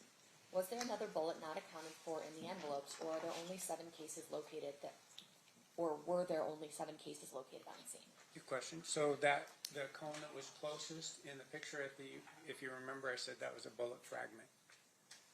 So underneath that cone was just a piece of a bullet, mostly just the lead. And so the bullet fragment plus the 7 cases. Any follow-up questions based on that, Mr. DiGiacomo? Detective, you opened the 7 casings, correct? Yes. Showing you what's marked as state's proposed exhibit number 130. These appear to be all the bullets and fragments that were collected by Dan Ford. That's correct. They were also listed on the evidence inventory that I've seen a copy of. I recognize the handwriting and initial and P number for Danforth. As once again, there's also a blue stripe on here. I'm not going to open this one. There's also a blue stripe on here indicating that they were forensically tested as well. Yes.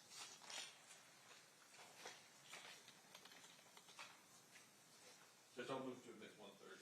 Any objection? No objection, Your Honor. Okay. Any other questions that you have? No. Mr. Stamp, questions on this question? Essentially? No, Your Honor. Okay, perfect. All right, you are free to go. Thank you, Your Honor.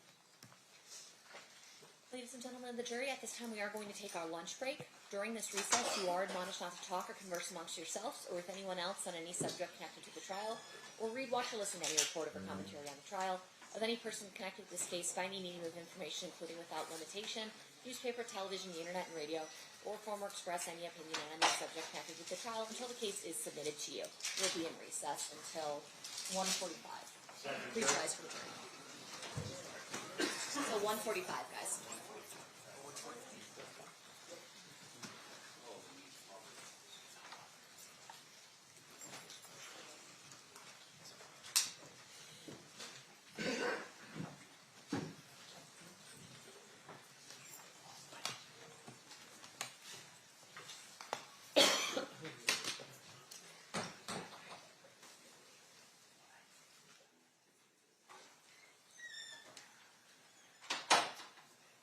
All right, jury's exited. Anything we need to address outside the presence? No, Your Honor. Not from the state, Judge. We'll be in recess. Thanks, guys.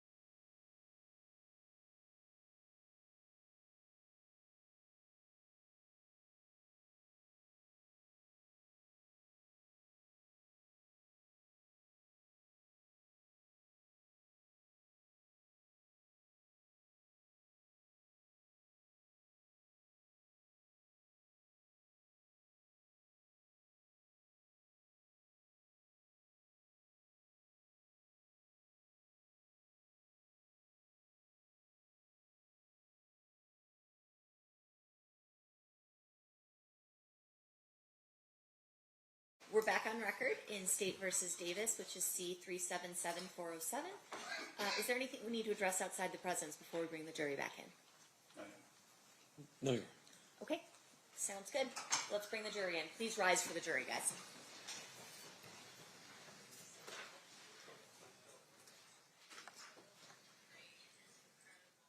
Okay, the funny thing is, if you stand up with one of these screens on, you can't read.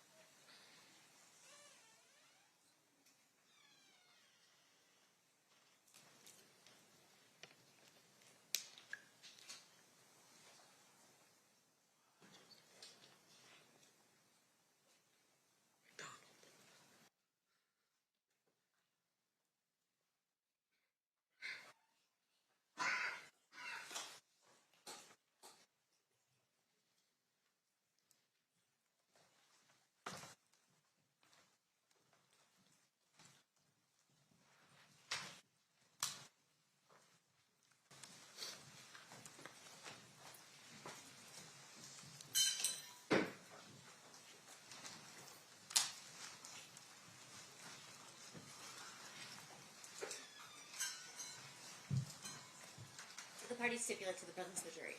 Yes, Your Honor. Yes, Your Honor. You may be seated. All right, welcome back from lunch, ladies and gentlemen. We're still in the state's case in chief. State, who's your next witness? James McDonald. McDonald or McConnell? McDonald.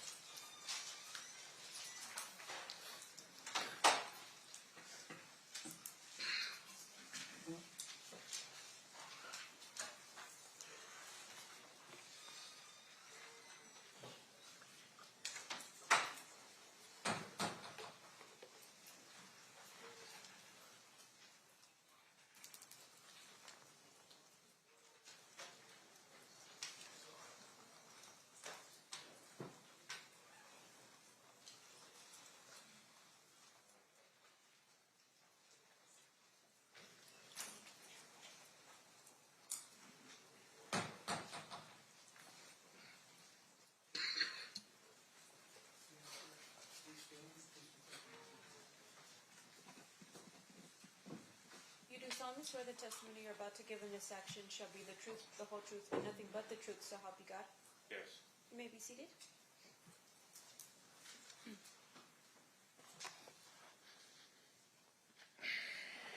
May I please have you state and spell your first and last name for the record? James McDonald, JAMES-McDonald. Thank you, Mr. McDonald. Mr. Paul, whenever you're ready. Thank you, Your Honor. Mr. McDonald, it's fair to say that you're here because of a court order. Is that right? Correct. That you didn't volunteer to come or anything like that? Not at all. Okay. But you were instructed by a court that you had to attend. Yes. I want to ask you about September 7th, 1996. Were you at Club 662? Yes. What was Club 662? It was a club that Suge bought, and we operated it. When he opened, I was head of security through the neighborhood. Just a place to go and hang out. Did the number 662 mean anything? Well, to the new guys, that was part of our neighborhood 662, Okay. MOB. Okay, MOB. And when you say MOB, there used to be before Apple iPhones and those types of things, when you had to have landlines and you pressed numbers 662, there would be letters under those numbers, and M and O would be under 6. Is that right? Right. And B would be under 2. Yes. So 662 would be MOB. Yes. When you talk about Suge, are you talking about Suge Knight? Yes, sir. How did you know Suge? He lived in my neighborhood. And is that in Compton? Yes. When you were at Club 662, you said you were head of security. Yes. Was somebody by the name of Reggie Wright Jr. there with you? Not at that time. No? No. When was he with you? I got out of prison in 1988. Suge came and got me in 1988. Like 4 days from coming home. Started another company, Burn Hill Records. Then Death Row Records came. Soon as Death Row was launched, Reggie came a few months after that. Okay, so we're talking about the start of Death Row Records. Reggie wasn't part of Death Row Records initially, but you were. Yes. And then Suge Knight, was he the boss of Death Row Records? Yes. Okay. Was Suge from the same neighborhood? From the mob? Yeah. I wouldn't say Suge was, he was guilty by association. Okay. He wasn't from the neighborhood. He lived in the neighborhood. We looked at him as somebody from the neighborhood. When he started Death Row and started to recruit us, then yes, he's from the hood. So I guess there's a difference between living on a certain street versus being from the hood. Yeah. And how would you describe that difference? I look at it, you have three different type of friends in the neighborhood. You got gang members, you got gang bangers, and you got men that just guilty by association from living in that area. Okay. And can you tell me what the difference between a gang member and a gang banger is? A gang member hangs out. A gang banger handles his business, put in work, do what the gang do. And what was your role with Death Row? I was the guy that if something happened, Suge would have you take care of that. Like Snoop Dogg Trial, there was issues up there. I was sent up there to make sure those problems didn't happen again. And are those problems, and I'm not asking you to get into specifics, but are those problems meaning issues with other people who might be gangbanging or might be trying to threaten folks? That type of thing? Correct, yes. And you were somebody that Suge relied on to be able to protect his roster of music artists and other things like that. Correct. And after you were asked to help out with Snoop, did Snoop have any other problems? No, we didn't have one issue at court. Now, I'm going to ask you, fast forward a little bit, to, were you familiar with the Southside Compton Crips? Yes. Would you say they were somebody you were in alliance with or a rivalry with? Rival. Okay. And would sometimes that rivalry get violent? Anytime you're dealing with the gang life, it's going to be violent at any given time. Are you familiar with somebody by the name of Tupac Shakur? Yes. How are you familiar with Tupac? He was assigned to Death Row. And when he was signed with Death Row, would he also hang out with you guys? He hung with my brother now. Yeah. Not me. Who is your brother? Alton McDonald, Buntry Ave. Did he went by Buntry? Yeah. Now, during this time, is it fair to say that Mr. Shakur had an issue with rappers from the East Coast? I think Tupac inherited the beef between Suge Knight and Puffy. Okay, that was your perspective of it. That's all it was. And we all fell. Some of us fell victim to it because we allowed ourselves to be a part of the BS, should I say? And that was a situation between record companies, not gangs. So technically, it wasn't our business.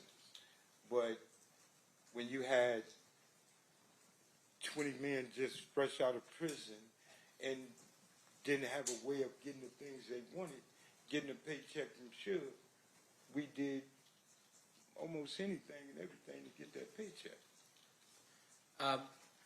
Now, was there another gang that was associated with Bad Boy Records, the East Coast record company that Puffy had? The only one I know of is Southside. And did that escalate the tension between Mob Piru and Southside?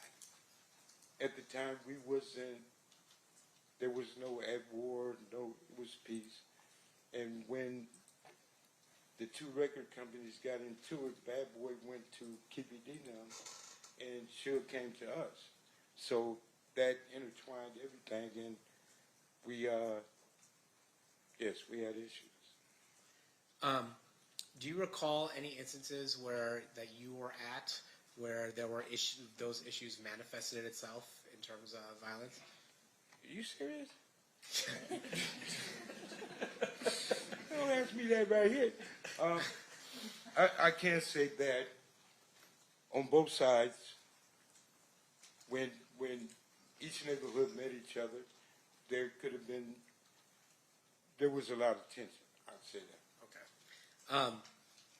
Now, I want to talk a little bit about September 7th, 1996. Mm-hmm. Were you in Las Vegas on September 7th of 1996? Yes. Why were you in Las Vegas? To run the security at 662. We were having issues with individuals that said that they were coming for whatever reason they was coming for, and to come to 662. My job was to not let that happen. Similar to the kind of security you were asked to apply in the whole Snoop Dogg situation. It didn't have nothing to do with Snoop Dogg. It was everybody came. Well, Suge and Bunch and them, his entourage, everybody went for the fight. My job and all of my people were there to make sure nothing funny happened at 662. So we were the fall guys. So if something happened, we was the one that's going to go to jail for it. Prepared to do that. So nobody else was going to come up there and disrupt it in that manner. But if anybody remember that night, it was so many Metro and everybody there. No, neither side could have did anything. So it was calm, it was peaceful. So when you say there's so much Metro there, you're talking about so much Metro at Club 662? It was police all over the place. Now you said you were there to be on the lookout for something. What were you? You said I was on the lookout for nothing. I apologize. You were there. You were there in order to ensure there weren't any problems. Is that fair? To make sure everything was good. And because you had heard there might be some issues. Correct. And what were the issues that you were concerned about? Individuals coming up there creating an issue we was having with different sides from with Crips, period. Yeah. So you were worried about Crips. Not worried, so I'm sorry. You were there providing security to ensure that Crips did not initiate any violence at Club 662. Not just Crips, that nothing would happen. Okay. Period. Okay. And then when you were there, was Reggie Wright Jr. with you that night at September 7th, 1996 at Club 662? Yes. What was Reggie doing there? Reggie's job was to watch me and make sure I don't get in trouble. Everybody knew how I was. So Reggie, everybody else went to the fights. Reggie was there to watch me with the people that was there. And I'm guessing that you were not the only person there making sure there wasn't any problems at Club 662. Positive, it was 30, 40 Pyrus there. And again, that was to make sure that there wasn't any violence that occurred at Club 662. Right. When at some point that night, do you learn that Tupac or Suge had been shot? That night, yes. Can you tell me how you learned about that? Well, people was coming back and was explaining that Tupac and Suge just got shot. Everybody was in a uproar. A lot of people started leaving, trying to get over there on Cobalt. We couldn't leave because we didn't pay to do this here. It wasn't too long after people started coming back, like Heron came back and went to the hospital. The majority of the people was leaving and then coming back because that night they said Tupac was going to be all right. And even Suge came back with a little bandage on his head. And we thought everything was good. People kept partying. So, and when Suge came back, you said he had a bandage on his head, but Yeah, the dude said he got shot, but he was grazed, a little scar, but nothing penetrated. Some people would describe being shot in the head even Well, slightly. he described it as that, he's wrong. All right. So when you find out, well, let me ask you this: was Reggie with you when you found out that Tupac and Suge were shot? Yes. And did it appear to you in any way that Reggie Wright Jr. was coordinating the murder of Tupac Shakur? Impossible. I mean, and I say this because you're aware that there have been some conspiracy theories that Reggie Wright Jr. is responsible for the murder of Tupac. And it's so not true. His father was implicated, and his father had something to do with it. Reggie Wright used to be a police officer. And here again, I've been knowing Reggie Wright over 50 years. His daddy, as a police officer, patrolling my neighborhood. He done took me to jail many times when I messed up. If Reggie killed Tupac, then death row is over with. Tupac was the money source. Tupac was that guy at death row. So Reggie would have had a problem if he would have did that. And Suge, I truly believe Suge would have opened his mouth if Reggie betrayed him like that. So people say what they want to say. After that night, do you stick around in Las Vegas or do you go back to Compton? Well, I stayed in Vegas and we left that morning because we knew we was going to have neighborhood issues, and everybody left and went back to Compton. Why were you thinking you might have neighborhood issues? Well, you asking me some. The issues that we was having was heated, and Compton was on fire at the time, and things were happening. And me personally, staying in Vegas wasn't worth it. That man in the hospital, it's time to go and protect your home front and be prepared for whatever happened there. You know what I'm saying? Like the other side was being prepared and was prepared to do things because Orlando got beat up in there. And that's something you don't tolerate. So you was going to get some repercussion from that and everything else that was going on. So living this life, you got to be ready. If you not, you might as well just lay down. Now, you weren't there for the beating of Orlando Anderson at the MGM, were you? No, I was. Like we talked earlier, you were at 662. Yeah. But are you aware of why Orlando was targeted?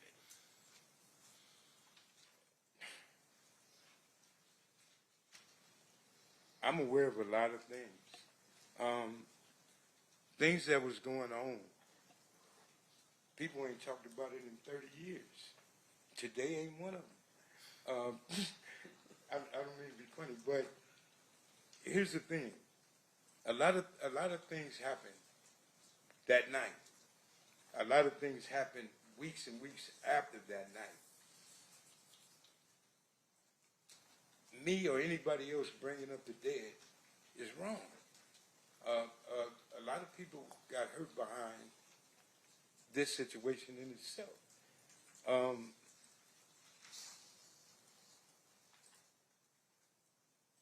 Living the life in how we lived in Compton is one thing.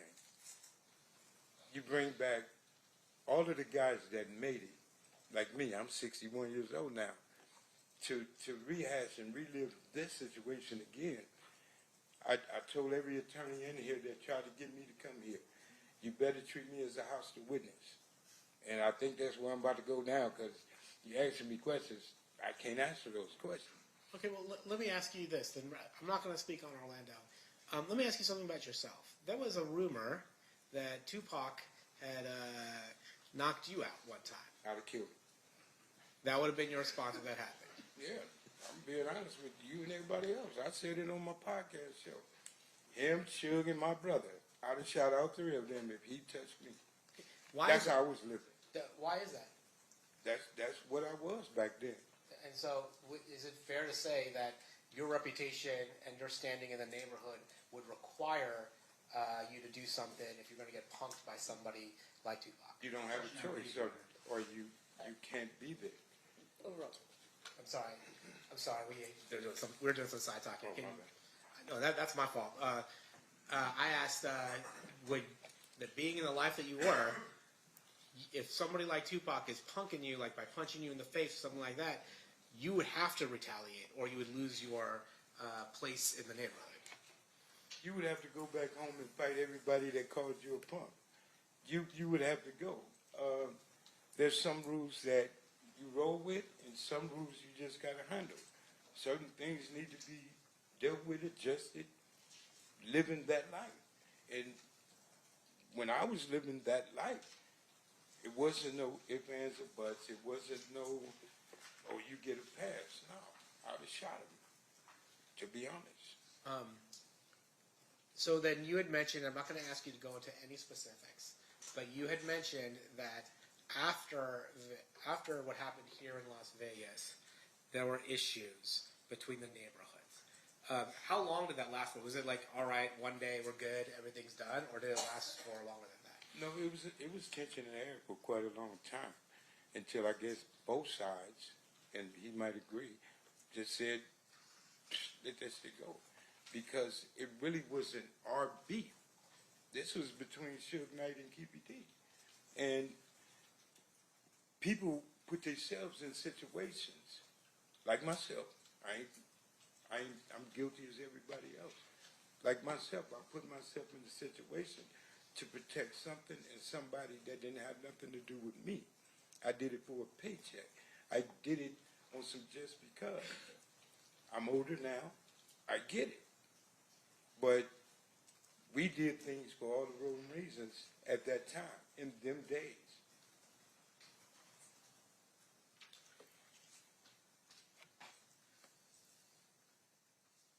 Court's indulgent.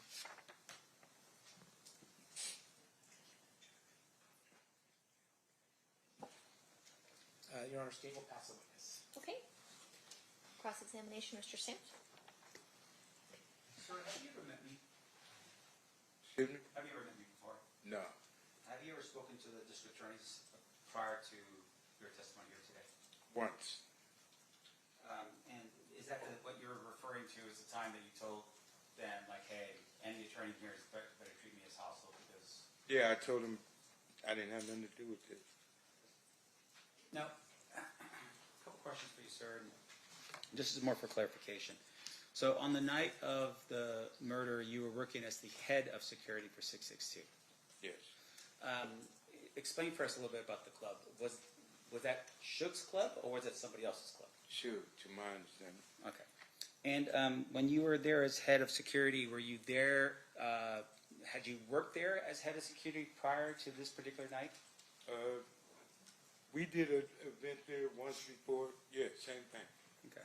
And on this particular night, was this an event like some type of fundraiser or something for police officers or anything like that? Do you recall what the event was for? We wouldn't have been there. Okay. No. What was the reason for the event? It was Mike Tyson fight. Tyson was coming back. Tupac was supposed to perform like other people, and we was there for that. Okay. Can you describe for us how big the club is so that we can? 30 years ago, a little bit bigger than this room. So it's relatively, it's not like a 2-story. It's No, not, it's you know. small. All right. And in terms of the club itself, you were there and you were sharing with us that there were other people that were there. Yes. Law enforcement as well as I don't know, people from your side of town. Oh, law enforcement was outside. The Metro was saying, why y'all putting words in my mouth? Sure. They were outside. Okay. We were on the inside. Wasn't no law enforcement mingling with us. So, as far as you know, law enforcement wasn't hired by Reggie Wright to provide additional security? No, at this was Club Metro 662? posted up all over the place. And so they were there specifically just harass or just send a warning or what? No, they were there. Like when you have events in Las Vegas, everybody knows. You're going to see Metro here, every block. Yeah. They was posted up, which they do all the time. But you're telling me that as head of security, you do not know or you don't believe that Reggie Wright hired the Metro officers to come I in? know for a fact he didn't hire the Metro Police. Okay. Do you know how many people were on the payroll that night from your security team? Well, y'all do paperwork different than we did. Our paperwork was getting cash money. Our paperwork was what they call under the table. We had at least 30, 40 of my homeboys there.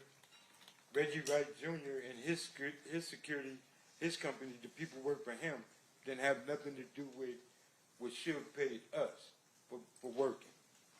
So that was two different entities, Reggie and Shield. The homies was there for Shield Night. Reggie Wright hired his company to watch over Shield Night people. Right. So his security did like the right thing. My security did what they ain't gonna do. You get what I'm saying? I get it. The police gonna walk you out of there. Mm-hmm. We gonna drag you out of there. So it was a difference, but not on the same paper. Sure. And once again, the intent was to protect 662, right? To protect the club, protect the patrons that were going to go there, that kind of thing. Yeah. Okay. Now, in terms of your knowledge of what happened on that night, fair to say you weren't present when the shots had rung out. No, I wasn't there. Okay. And your testimony is that you had heard from other people initially that, hey, Tupac had been shot. Yes. And you had thought maybe other people were maybe relieved, thinking like, okay, it's not that big of a deal. He's gonna be okay. That's what came back to 662. People that went to the scene, and everybody said Tupac was talking. So everybody came back to the club saying he's gonna be all right. So people just went back to, mingling. Right. Now, in terms of the that night, you go back to Compton. You live in Compton. Yes. You still live in Compton? No. At the time you live in Compton, you go back to Compton, and you tell us that there was a lot of tension. Can you describe that for us when you went back in terms of what kind of tension we're talking about? You sure you want me to answer that? Is it going to be graphic? No, I ain't gonna. I got to raise the word in it, but you asking me a question. I don't. And what I explained to them, I don't want to send him to prison. Sure. Even though we don't like each other. Sure. I don't want to send you to prison. So that's why I'm here where I'm at and where I am, because I changed my life. I'm raising my grandkids. teaching them never to be like their papa. And here I am explaining to people what I used to be. And I'm not proud of that. I'm not proud of that at all. And you asking me questions that can hurt him. And like I told them, I'm trying to avoid to answer the questions that they might look at me and say, something is wrong. Well, let me put it this way. Let me help you out with this. Thank you. So these people right here, what they want to know from you is, did you see who shot Tupac? I told you no. Correct. So outside of that question, right, the next question I'm asking you is, when you went back to Compton, was it like a Southside Crip shoots a Pyru Blood, and then a Pyru Blood shoots a Southside Crip? Is that the tension that we're talking about? Do I answer this? That's a straightforward question. It's a yes or no answer. Okay. Did you see that? When I was a part of that life, I was a part of that. And I was, no, because you asking something that's going to hurt this dude. And okay, let me stop. And once again, I want to emphasize. When we got back to Compton, Okay. it was a gang war. People were getting hurt. Okay. People was being sought. People were looking for certain individuals from his neighborhood, Okay. as well they did mine. Okay. But Orlando, him, and certain other people were being sought because people wanted to kill them. Sure. Were they the only ones that they wanted to kill? Am I the only one up in here? No, they weren't the only one. Okay. It's his neighborhood in particular. That's right. But they were the main subjects of a gang war. They was in the middle, such as me. So you're telling us that people back home somehow had some type of information that said that guy, as a bunch of other people, were involved in what? In the murder of Tupac. Okay, but my question to you, Stop. Can you focus on me for a second, sir? Yeah, I will. And I apologize. I just want to make sure that we're clear, okay, for these people. In terms of that information, none of those people were there, right? What people you be speaking on? The people that was already in the neighborhood, or the people that left Las Vegas that same night Tupac was shot to go home, bear their arms, and go to somebody else's neighborhood to look for somebody? They had to pay it back. So once again, my question to you is that the information that I'm asking about is the people that back home, you're saying were eyewitnesses to this? How could people back home be eyewitnesses to something that happened in Vegas? No, that's not what I'm saying. The people that were here in listen to my question, sir. The people that were here in Las Vegas, you're telling me, were eyewitnesses to what happened and went back home. Is that what you're telling me? I'm telling you, the people that was at 662. Just answer my question, sir. Yes or no? I can't Is it answer a that yes or without a what you call it. You trying to tell me to say something that you're not going to understand if you let me explain to you. No, answer my question. I'm not answering nothing. I don't know what he's talking about. Okay. Okay, Mr. McDonald, focus for a second. I am focused, very. Focus on this. My question to you is this. You didn't know what happened that night because you weren't there. I was at 662. Right. Do you know who was that was there? I know everybody that was there. Okay. Like who? Talk to your lawyer, man. This dude is tripping. I'm not going to explain that. I can't answer that. Okay, let me ask you this next question then. You are telling us that people back in Compton, for some reason, knew what happened here in Las Vegas. A phone conversation. People found out when people left Las Vegas the same night Tupac was shot, went straight back to Compton. It only takes 3.5 hours to get home. Sure. Yes, it wasn't a problem for people to find out what happened. No problem at all. They got on their phones, they texted people, they let them know what happened here on the night of the shooting? Yeah. They had walkie-talkies, they had all kinds of phones. They had ways to call people to say whatever. But when people left Las Vegas that same night, after they found out and got in their cars and went home because it was a situation, Pac was shot. Okay. Retaliation is a mug. Come on, man. Like, it was for real, for real. All of this was for real.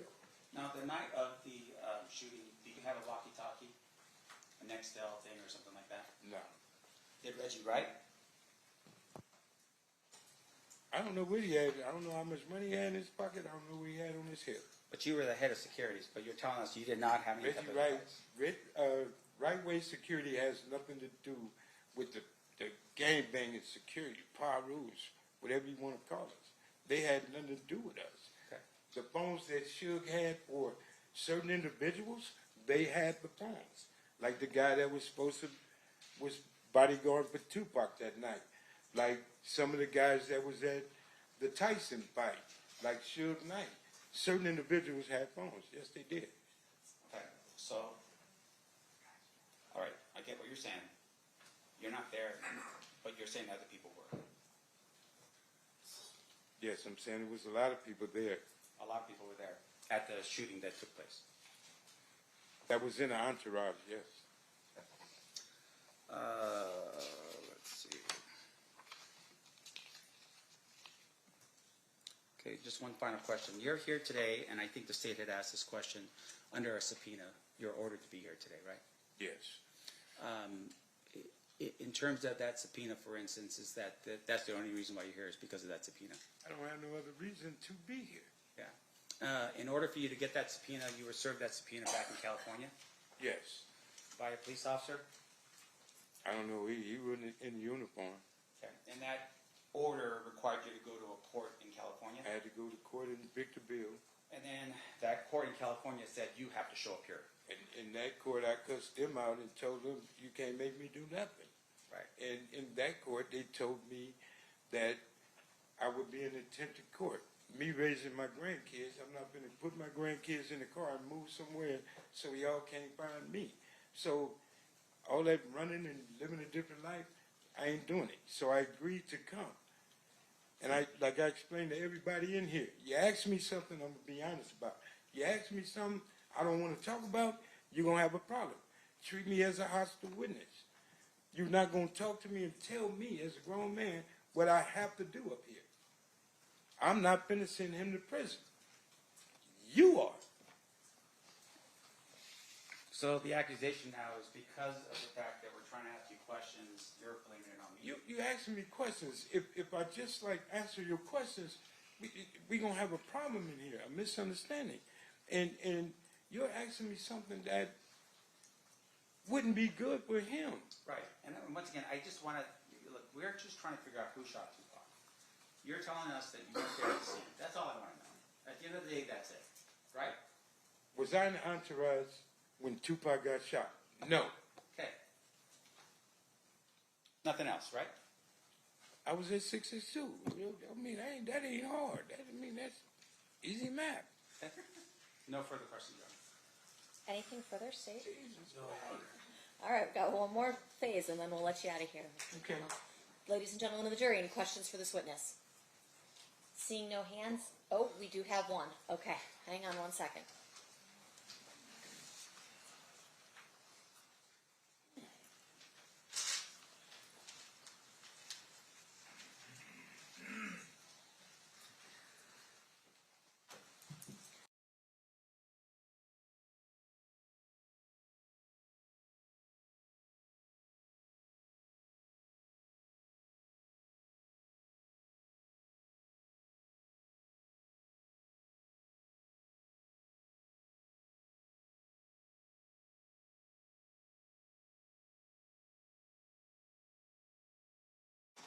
All right, I have a question for you from one of our jurors, if you can answer it. Did Reggie Wright Jr. instruct security to not have firearms the night of the fight? To be honest, I don't know if Reggie Wright told his people, all the police officers, not to have guns, and I don't know why. He sure didn't tell us because we had ours. And that's the honest truth. All right. Any follow-up based on that, State? No, Your Honor. Defense? I just want to clarify what the witnesses said. You're telling us that you had guns that night. Yeah. I just want to know. But you had guns that night, right? Yes, we did. All right, thank you. All right, State, I know you didn't want to be here, but thank you for coming down. Okay, can I say something? I want to apologize to everybody, but I find this kind of funny. And truthfully, what you're going through, brother, is what you're going through. I didn't want to be a part of that, and I'm not a part of that. So I appreciate everything, and I apologize to all of you guys. Okay, thank you, Mr. McDonald. Have a You are pleasure. free to go. State's next witness. Yes, Your Honor, state's calling Reggie Wright Jr.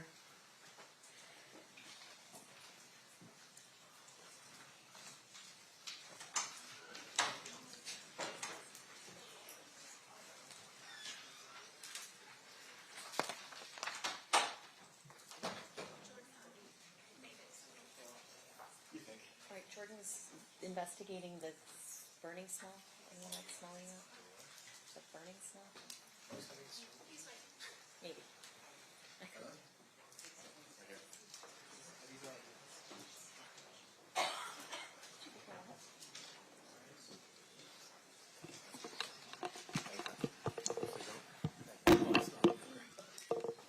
If anybody's smelling something burning, it's a burnt bagel from back there, so don't worry, we're all. Okay. Are we able to? Is this good? I think he was leaving them like that to swear, and then we'll turn them on. Okay, perfect, got it. All right, we'll have you sworn then, Mr. Wright. Please raise your right hand. You do solemnly swear the testimony you're about to give in this action shall be the truth, the whole truth, and nothing but the truth, so help you God? Yes, ma'am. May I please have you state and spell your first and last name for the record? Reginald Lilburn Wright Jr. Reginald. Lilburn is Lil. B as in boy. URN. Wright is WRIGHT. And I'm a junior. Thank you, sir. Whenever you're ready, Mr. Paul, you may proceed.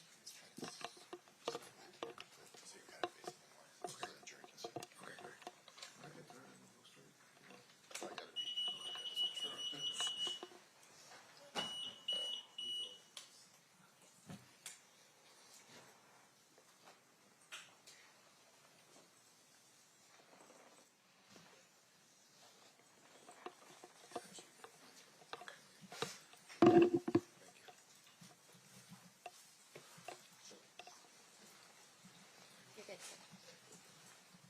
Good afternoon, sir. Good afternoon, sir. Do you mind if I call you Reggie? Of course. Okay. Sir, where did you grow up? I grew up in the city of Compton, California. I was born and raised there until about the age of 19. And who is your father? Who's your father? My father is Reginald Wright Sr. And where did your father work? He worked for the city of Compton Police Department. And at some point, had he risen up the ranks of the Compton Police Department to become a lieutenant, is it, of gangs? Eventually captain, but during most of his career was a lieutenant. Where did you ultimately become a police officer yourself? Yes, sir. When was that? I was a civilian jailer from 1985 until 1989, and then I became a police officer from 1989 until I retired in 1996. Why did you retire? I received a medical retirement for I have vascular necrosis in my right ankle, but that's not why I'm like this. This is a result of COVID. After you left the Compton PD or took your medical retirement, where did you next work? Well, to be honest, my last year or two of being a police officer, I was employed as death row security, head of security, and also had a private security company. Now, was that something that was called like moonlighting, that officers would moonlight when they were off duty? Yes, sir. Can you explain to us what moonlighting means when you're off duty? Well, moonlighting is pretty much just working off duty on your off duty hours, working for different companies. I worked for several companies. It wasn't just death row. I worked for trucking companies, doing security. Worked at nightclub, the Raiders Club, that was inside of the Compton Hotel. Worked several video shoots. Just extra money on the side for off duty. Compton PD wasn't paying good? Guess I was a little young and greedy. Yeah. And then at some point you said one of the jobs that you had was moonlighting for death row. Is that right? Yes, sir. And can you tell us what death row is? Death Row Records is a record company that was based out of Beverly Hills, California. And, yeah. And who ran Death Row Records at that time? A gentleman that I actually grew up with at elementary school, junior high, and high school by the name of Marion Suge Knight. And when you say Suge, is that what he would go by? I call him Suge. So after you retired, did you, well, actually, let me take a step back. As part of your role as a police officer in Compton, were you familiar with the different neighborhoods and the members of different neighborhoods? Yes, sir. Was that part of your job to know what areas were associated with what gangs?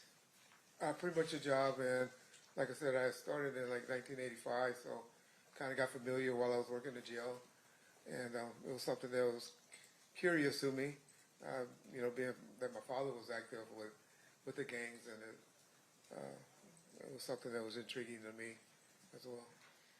So when you said you grew up with Suge, did you grow up in the same neighborhood that Suge grew up in? Yes, about 2 blocks away. Was that considered Mal Pyru territory? That's correct, sir. Were you so when you were growing up, were you familiar with the Mal Pyru? They came on eventually later. It was really a Looters Park, Pyru area. But then, I guess when I was about in the 7th grade, which would have been like 1978, maybe a little later, 80, they started calling themselves the Ma Pyru. So they were Looters Park, Pyru before, and then they transitioned to being called Ma Pyru.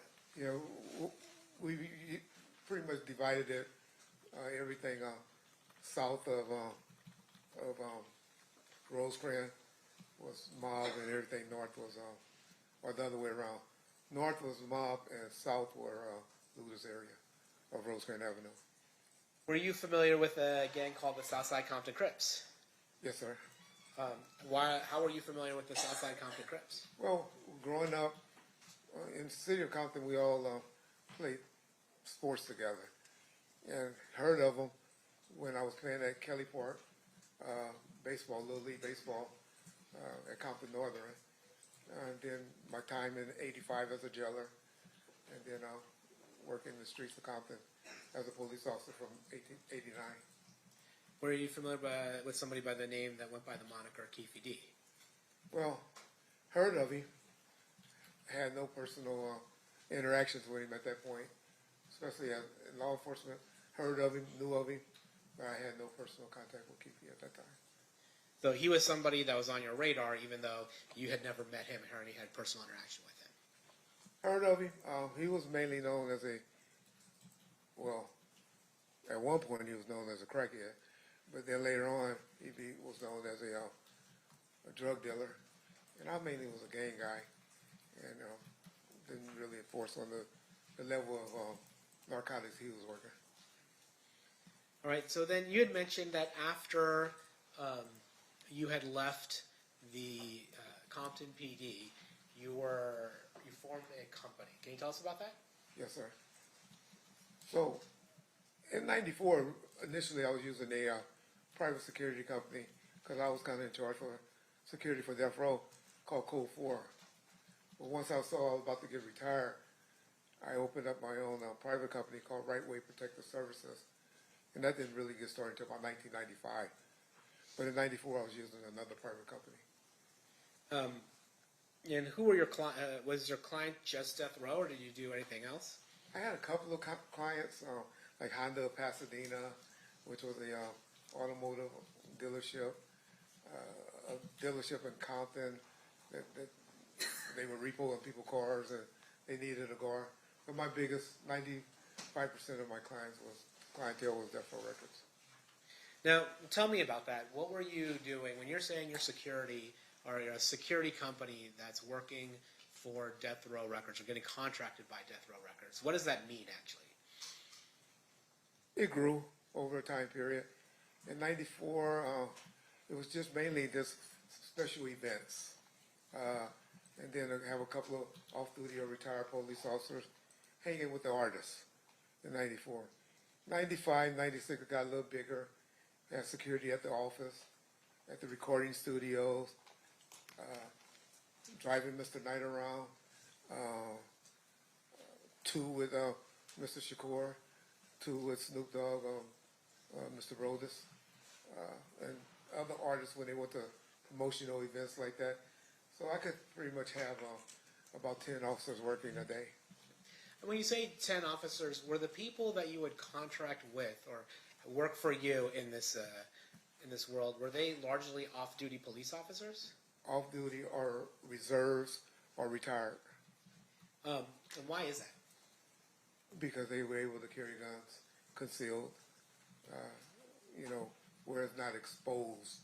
We had exposed officers at the studio, but mainly the bodyguards were carried their weapons concealed. And we heard... And for the training as well. We heard from James McDonald just before you hit the stand. Was it fair to say that there were Mob Piru gang members also around Death Row Records? That's correct. Mob, Looters, Westside, generally Pirus from the city of Compton.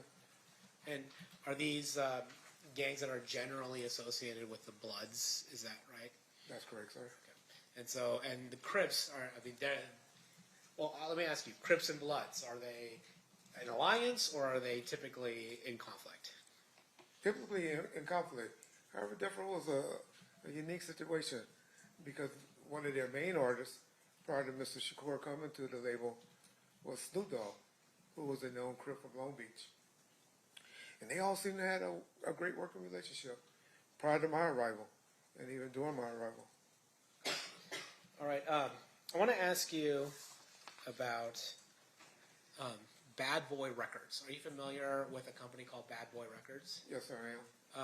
And who, to your knowledge, was running Bad Boy Records in the mid-'90s? P. Diddy, Sean Combs, Puffy.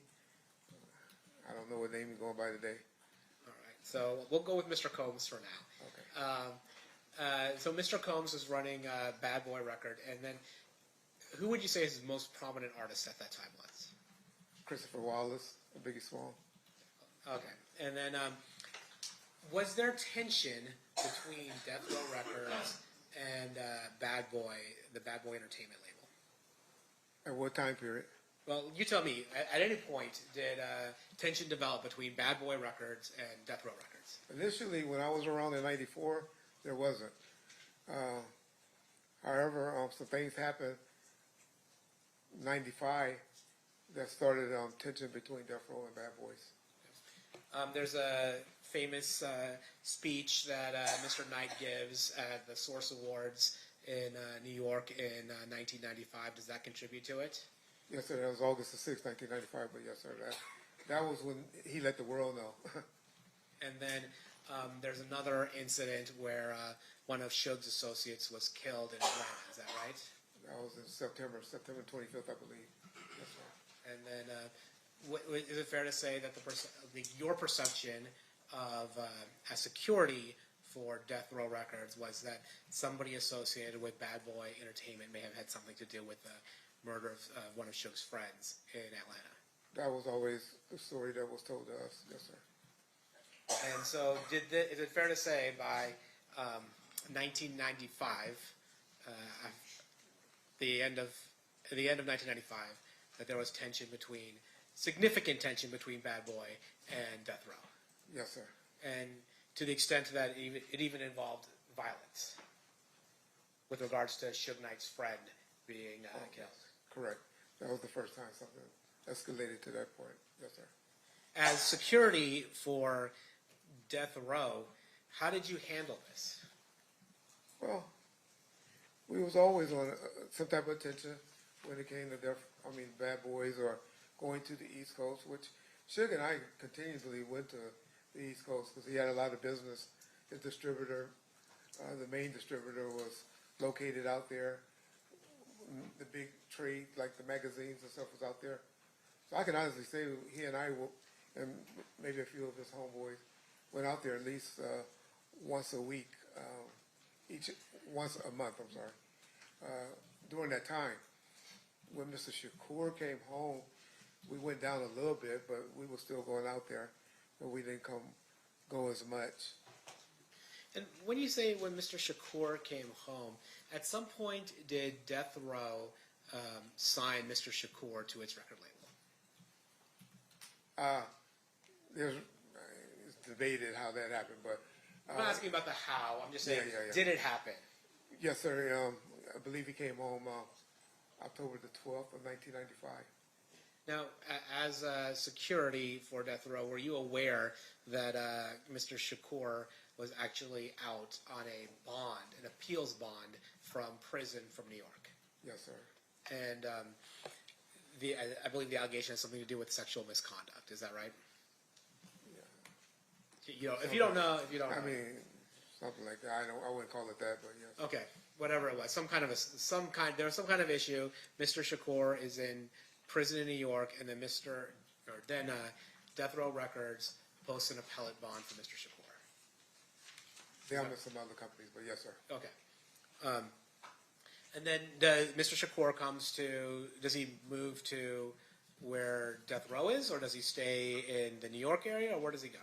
No, I remember, I picked him up from the airport, me and one of my security guys named Kevin Hackey, and we took him immediately, we went to Monty's restaurant and ate, then we went to the studio, the recording studio that night, and from that point on, we got him into a room, took him to the Peninsula Hotel, where he stayed for, I believe, a month or two.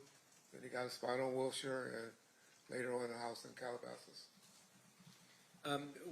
As the head of Right Way Security, which was contracted by Death Row Records, were you responsible for Tupac Shakur's security? Yes, sir. How did you handle Tupac Shakur's security? Well, I had two guys that were primarily always assigned to him. One guy was a guy by the name of Kevin Hackey, who was with him a lot at the beginning. Later on, towards the end, a gentleman by the name of Frank Alexander was the one that worked with him as well. And then I will always have additional guys, like Al Giddings, as one of them fill in for him when those guys wasn't available. But generally always had one security guard with him. After this particular song came out, in about May or June, we upped it to 2 security officers. Now, you mentioned a particular song came out that changed how you handled Tupac Shakur's security. What song are you talking about? It was a song called Hit 'Em Up. And is it fair to say that in that song, Tupac is aggressively expressing his dislike for the members of Bad Boy Entertainment as well as other artists? That's fair to say. And as a result of that, you decided to change security for Tupac or increase it? Well, I was a part of the discussion and ultimately had to prove it, but I'm sure Mr. Knight, possibly Mr. Shakur, and maybe the security officer that was primarily with them, we all agreed that he probably needed another guy with him. Were you aware during this time of a gang from Compton being used by Bad Boy Entertainment when they came to the West Coast? We had heard those rumors and we were familiar. And what gang was that? Compton Southside Crips. Now, Southside Crips, that was the same gang that you had told us earlier that Mr. Davis belonged to. Is that correct? Yes, sir. And by Mr. Davis, I mean Keefe D. That's what I believe he is, yes. Yeah. And then, was there ever a time where Death Row and you and whatever other unofficial security Death Row had a clash with Bad Boy and the Southside Compton Crips at all? Yes. We had it at a Soul Train's Music Awards.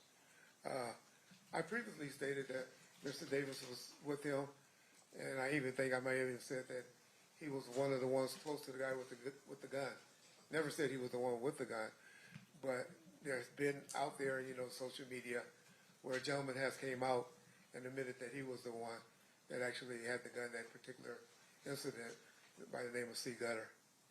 So do you remember, well, I'm going to ask you what your independent recollection is. Tell us about that incident. So we're at the Soul Train what is it? The Soul Train Music Soul Awards? Train Music Awards. Yes. And approximately what timeline are we looking at? April, May of '95. Of 95? Sorry, '96. Okay, of 96. I'm sorry. And you had mentioned before the song "Hit 'Em Up." Was this before or after the song "Hit 'Em Up"? That was before Hit 'Em Up. Okay, that was before "Hit 'Em Up." Okay, tell us what happened at the Soul Train Music Awards. We pulled in.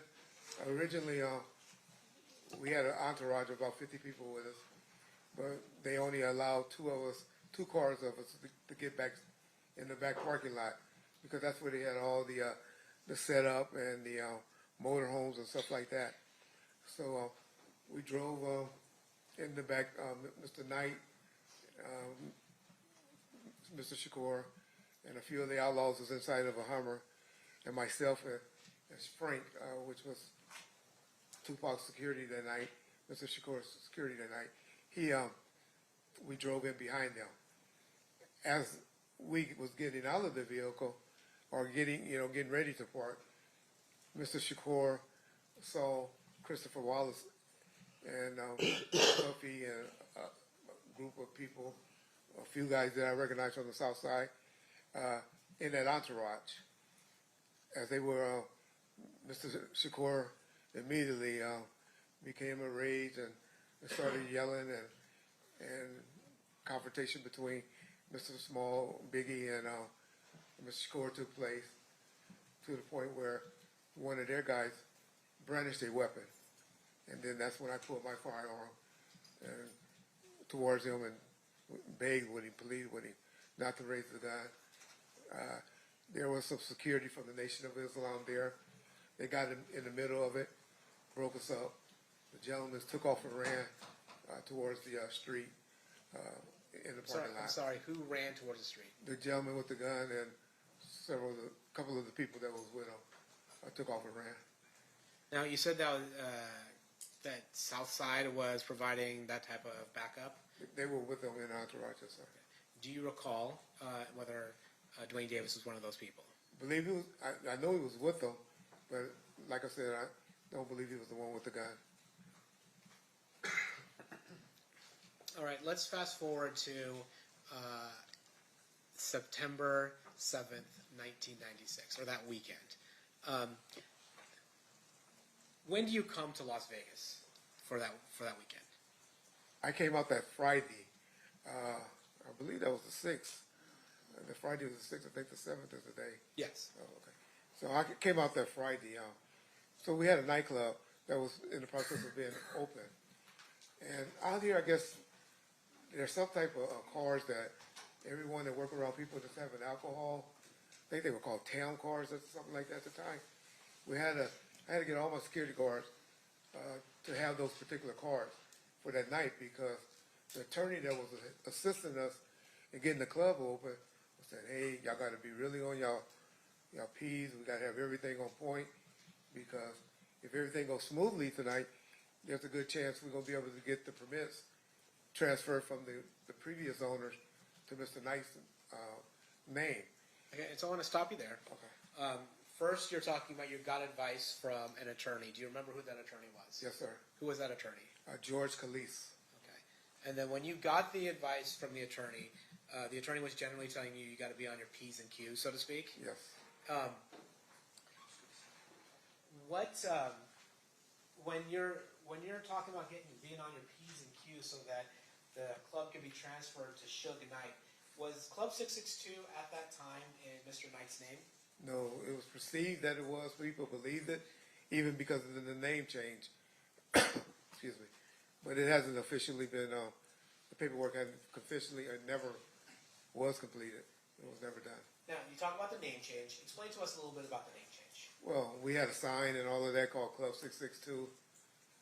Explain to us what 662 means. 662 on the keyboard of your phone, it will spell out the word MOB, which means Members of the Bloods. Well, nobody has keyboards on their phones anymore. I forgot about that. And so the club itself, the name of the club itself rang out that it was a blood-affiliated club. That's correct. Now, what advice did Mr. Kalisis give you regarding being on your P's and Q's for that night in order for Suge Knight to be able to obtain approval for running that club. So he advised, and the main thing that came out of that meeting was he advised all of my security guards, even though that they were authorized to carry guns, being off-duty police officers and stuff, that we shouldn't have guns on our possession inside of the club on that night. So your understanding was, or at least the advice that you got was, inside Club 662, if you're working it for right-way security, Correct. you're not carrying a gun. Yes, sir. Did you communicate that to the people working for you? So we had a meeting in Mr. Khalif's office. He said it. Mr. Khalif said it. My guys probably wouldn't have did anything if I didn't echo it. Today I can't say I echoed it and agreed to it, but I'm sure I did.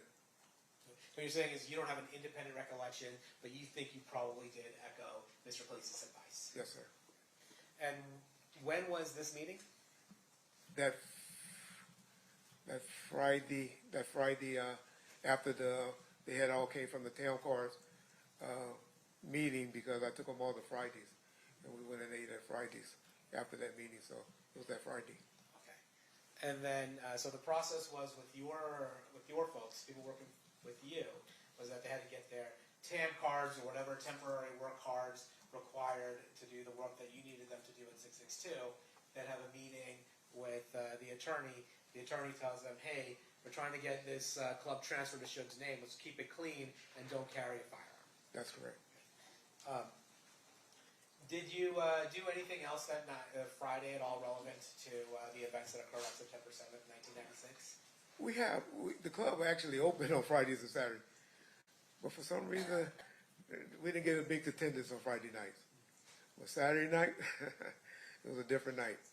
So you knew that that night, September 7th, 1996, was the night that Mike Tyson was fighting Bruce Suttles. Is that correct? Yes, sir. And was that part of the reason why you guys were going to have the club open because of that fight? Those were the only times the club, under Mr. Knight, the Club 662 banner, we only did that about 3 times. And that would have been the 4th time. And so we only opened those 4 times, the Friday and the Saturday. And then we did it one more time where Mr. Shakur and Snoop Dogg did a St. Ives commercial, which was just a promotional private video shoot for a commercial. Now, who was in charge of the security for Club 662 that night? Well, ultimately I am, but I had a on-site supervisor by the name of Al Giddens. He was actually who I consider in charge of the club, but ultimately as the owner I was. And then we heard from James McDonald. He's suggested that he had a role in security as well, maybe different than your role in security. Were you aware of James McDonald being there at the club? Yeah, James was a headache for my security. They hated him. But he and I, we've been knowing each other for 52 years, So, I mean, that was like my brother. So, James used to do it as a hustle. What James would do is go outside, get guys that looked like they had a bunch of money, and bring them to the front of the line. And that drove my security crazy, but James was just out there working the door. Still gonna have a bunch of his homeboys to come and be on the lookout, still, blood related, pyro related, to be around. But James was mainly doing a little side hustle. Now, in terms of as the person in charge, or the person contracted to be in charge of death row security, were you aware that Tupac Shakur was going to come to the fight on September 7th, 1996? Definitely the plan. That was definitely the plan, and there was a reason that I knew he had to come, but that was definitely the plan. Okay, well, tell us the reason why he had to come. So we, Mr. Khalif, who he had something worked out, because that's why we had off-duty police officers. I don't know if they were off-duty. They were in uniform, so I don't know if they was working off-duty or they were on duty. But my guys were responsible from the door inside, where the police officers were responsible for the door and the street traffic control and the parking lot. And so I guess how they got that approved was, Well, if you're guessing, Okay. I don't want you to guess. Were you the person responsible for whatever event control or traffic control that the Las Vegas Metropolitan Police Department did? no, sir. Were you the point of contact? I was the point of contact for the club, yes. Yeah, but you were the point of contact for the club. And then the person, is it fair to say that the person dealing with whatever traffic control or event control or population control, whatever it was that the attorney, George Cleases? He was the one that got them there, Okay. made the call to get them there. Okay. So you weren't the one that called Metro. No, sir. So anything that you would have said regarding that is just kind of you trying to put the dots together, assuming what that conversation might have been. And the only reason I say that because I knew we promoted it as a benefit for a retired boxer, for a police or retired. He was a retired police officer that was promoting or had something to do with boxing for youth or something like that. So that kind of is adding to the P's and Q's that would make Mr. Knight look better when the transfer of when they're trying to transfer this club. Hey, we're also holding a benefit. That and also Mr. Shakur was trying to work off some community service hours that he needed. I don't know how they made it happen in LA County. And so Mr. Shakur was scheduled to perform that night at Club 662. Is that right? Yes, sir. And so you're telling us that it was your understanding that Mr. Shakur performing at Club 662 at this benefit would help him accumulate hours for community service. Yes, sir. So when was Tupac Shakur supposed to come to Las Vegas? Well, they always came up on that Saturday. I know that they arrived about 4 p.m. on that Saturday, but if they were scheduled to come out earlier or not, I'm not sure. And then at some point, who's the security for Tupac that Saturday? Mr. Alexander, but he was out there with me, getting the town cars and everything. Mr. Shakur actually rode up with, I guess, his fiance and a few members of the Outlaws. And who are the Outlaws? The Outlaws is a bunch of people actually, but it's a group of rappers that works with Mr. Shakur that he was trying to help get their careers going. And was Malcolm Greenidge one of the members of the Outlaws? Yes, sir. And I think he goes by the name Edie Amin. That's correct, sir. And Qatari Cox, was he one of the members of the Outlaws? Yes, sir. And then Afula, and I always get the name wrong, but Mr. Afula, was he also one of the members of the Outlaws? He was as well. Okay. And you said Mr. Alexander was the person that's supposed to be working security, or a person assigned for security for Mr. Shakur, but that he was with you. So on Saturday, was anybody with Mr. Shakur? No, sir. And you had mentioned earlier that after the song "Hit 'Em Up" had come out, and that was probably 3-4 months before this, you had assigned 2 security officers to Mr. Shakur. That's correct. So where's the other one? Well, that was Mr. Hackey, Kevin Hackey. He was scheduled to also be attending and writing, and that's who I actually thought was going to be with him, coming up with him, because he normally was with him. You know, him and Mr. Alexander, they kind of worked out who would be with Mr. Shakur. And for some reason, he didn't show up. He now telling me he had a late arrest, and he was stuck at the hospital all day dealing with an arrest. So the fight night arrives. Where are you? Do you go to the fight? I went to the parking lot of the fight, so it was kind of hectic to get inside, but also got a call from Mr. Giddings, Al Giddings, who was my supervisor at the club, and they was having some logistic problems there, and I elected to go and get things in order at the club. So you get to the parking lot at MGM, see it's a little crazy, and decide to head over to Club 662. That's correct. It was Club 662. It was on Flamingo. Is that right? 1700 block of Flamingo. Yes, sir. Okay. Actually, can I see Exhibit 2? I'm going to publish Exhibit 2, which has already been admitted.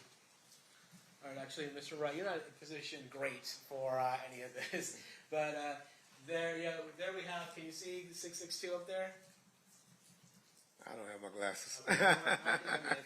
No worries. I'm sorry. I got you.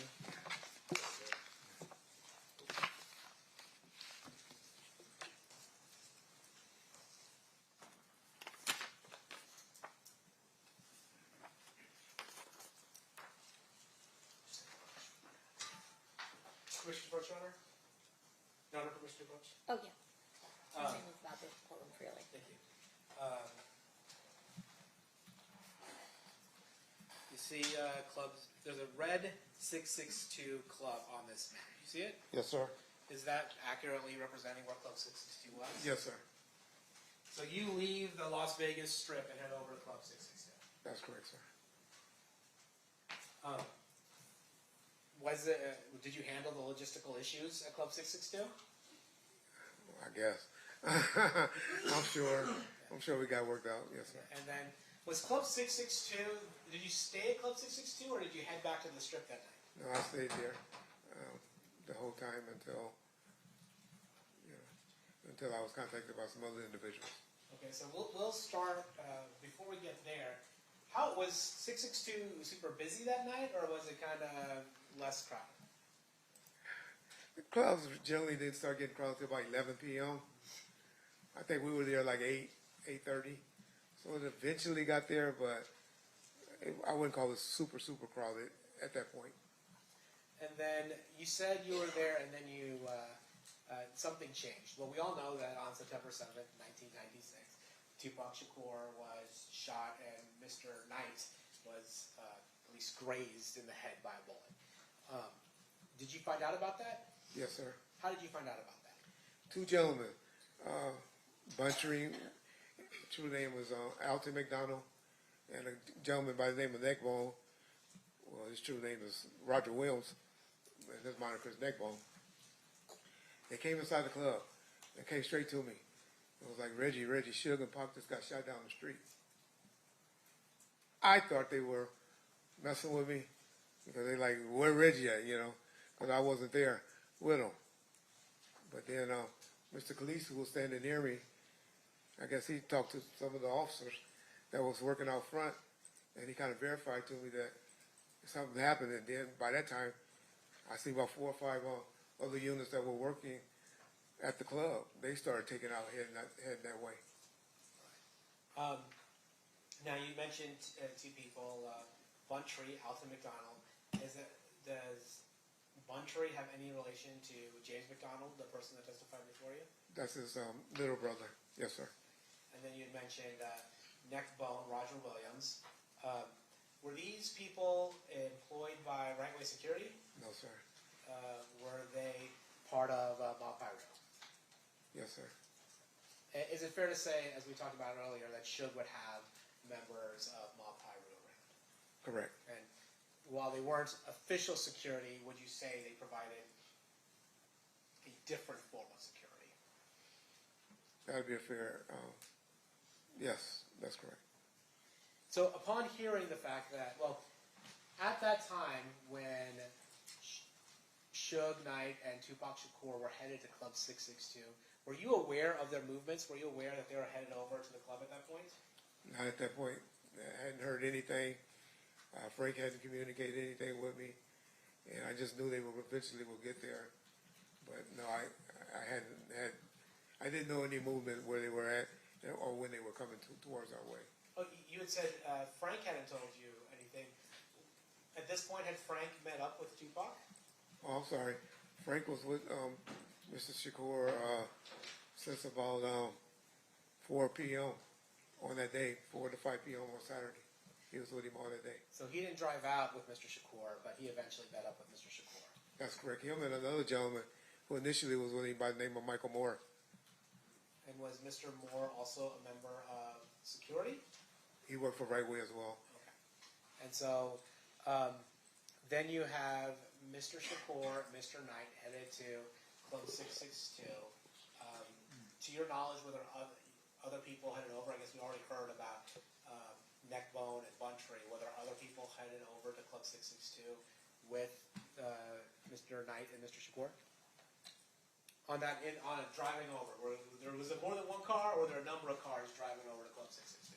And I can only speak on what I know now. Yeah. Okay, well, no, back then, did you know? I just know who normally with them. So after Buntree and Neckbone tell you that Mr. Shakur and Mr. Knight had been shot, and you seem to get some confirmation from the attorney, what do you do? Me and Mr. Calise and Michael Moore, who was with Mr. Shakur earlier, who got, his primary job was to work at the club. He and I jumped in the car with Mr. Calise and headed towards the scene where we were told Mr. Shakur and Mr. Knight was. However, en route, Mr. Calise was on the phone, and we were notified that they were headed to UMC. So did you go to UMC then? That's correct. Now, taking a step back, did you see the car that Buntree and Neckbone arrived to Club 662 in? Eventually, yes, sir. And did you notice anything notable about that car? Yes, Mr. Buntree, he had a Toyota Supra that was black, and he had one bullet hole to the driver's side fender. Now, let's go back to, you're on your way back to, or you're on your way over to UMC. What happens at UMC? Get there. Of course, Mr. Knight and Mr. Shakur was in the emergency room. I didn't get to see Mr. Knight until about 3 hours later. I saw him, but there was a lot of people gathering. Yes, people heard what happened from the club. They started gathering there, and people were just starting to gather, and in the parking lot outside of the hospital. Was Mr. Knight held at UMC for a long time, or like for weeks, or what happened with Mr. Knight? No, Mr. Knight was released. I left prior. I don't know why I left. I left prior to him getting released, about 4 or 5 that morning. But I know I was back at his house. So I went and got his home secured. And I know I was back at his house about 6 a.m. to 7 a.m. that morning. I was with him all that day. After all this, or sometime during this, do you make contact with your father? Yes, sir. How do you do that? By phone. I called him a couple of times throughout that night. Told him what had just happened to Suge and Mr. Shakur. It's kind of stressful for me. Called him a few times that night. How are you calling him? By cell phone. Oh, you had a cell phone at the time? Yes, sir. Okay. Was there anything that you felt you had to relate to him in order to let him know what might be happening the next day in Compton? Well, during that night, or that early morning, I was getting information from people in the parking lot and around that, hey, they got into it at the MGM with some guys from Southside Compton Clubs. And so I relayed that to him.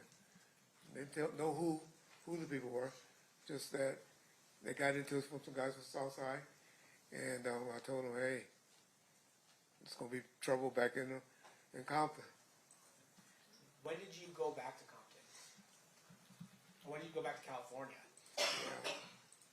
About 2 weeks later. So you were in town while Mr. Shakur was at the hospital? The whole time he was at the hospital, and that following week as well.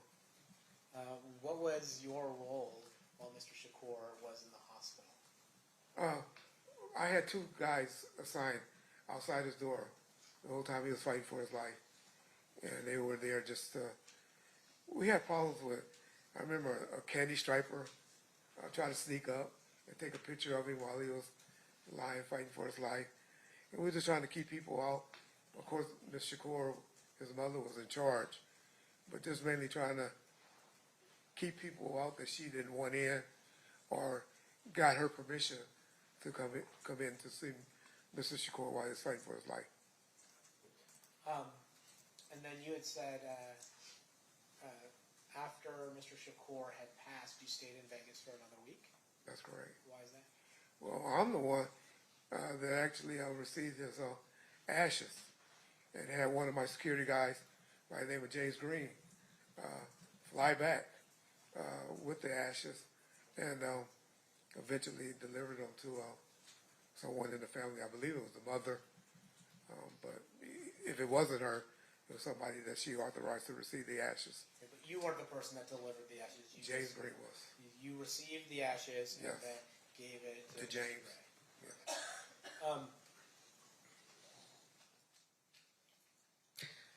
You know, I want to ask you this just straight. Did you have anything to do with the murder of Tupac Shakur? Absolutely not.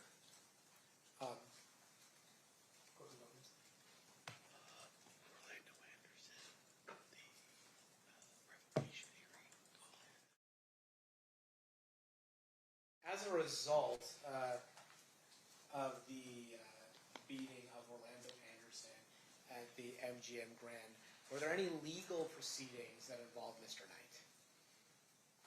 Yes, sir. Is it fair to say that Mr. Knight was on probation at the time of the beating at the MGM Grand? He was. Actually, can we show 115? Actually, I don't even know that Mr. Wright can see. We can take the computer up to him. I just have to open it. It'll go off the screen though if I take it off here. You want to do it on your computer so he can see it up close, and I'll play it for the jury. I assume you want. You want the fight one, right?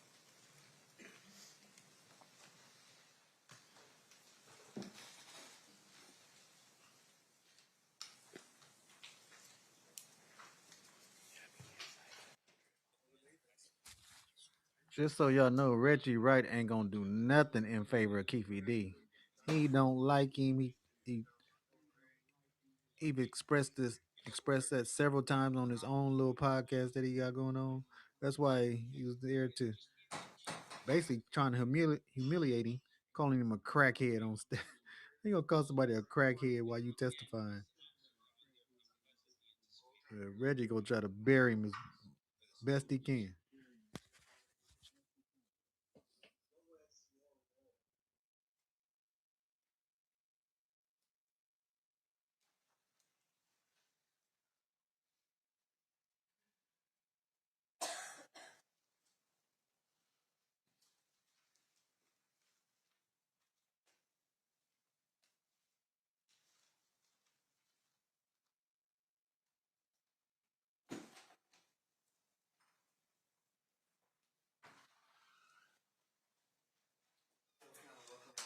See that's up close.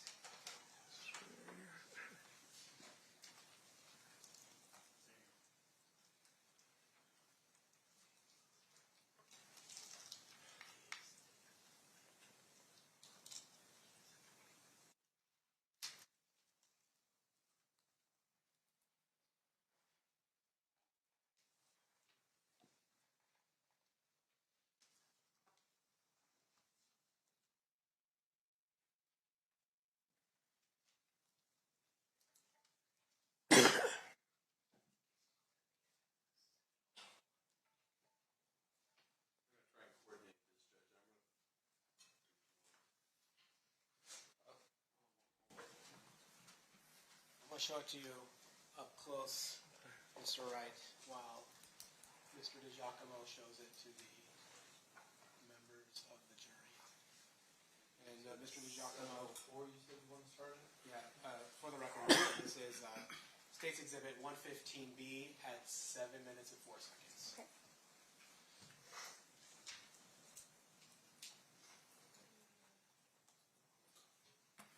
So here, just actually, before we start playing,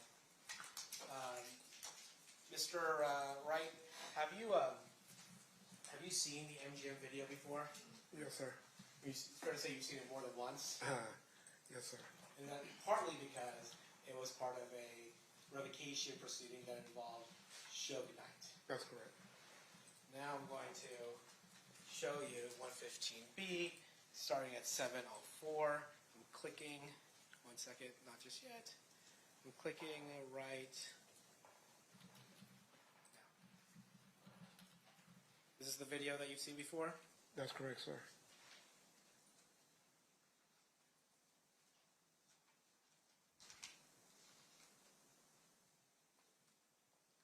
I'm gonna pause. Starting at 7:20. 7:20. Did you recognize the folks that were hitting Mr. Anderson there? Hitting or kicking? Hitting or kicking, yeah. Yes, I do. Who were they? The gentleman in the white with the black hat on was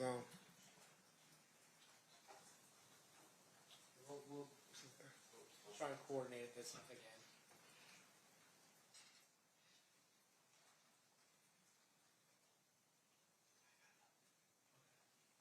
Oh, can you see it? I can see it. Yes, sir. Oh, okay. Well, then can you tell us the people who are involved in this?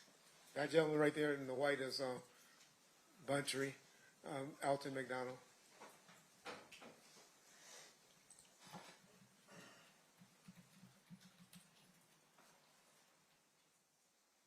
There appears to be somebody in a gold shirt. Who was that? That appeared to be Mr. Shakur.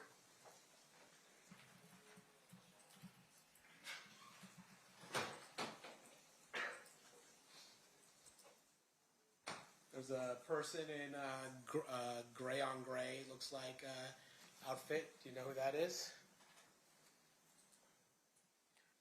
The one that I saw that's right in front of Mr. McDonald right now is Roger Williams. Okay. I thought it was blue. I saw it Okay, as blue. maybe I'm talking about the wrong thing. You're talking about this. Yeah. I'm gonna approach her. Show again.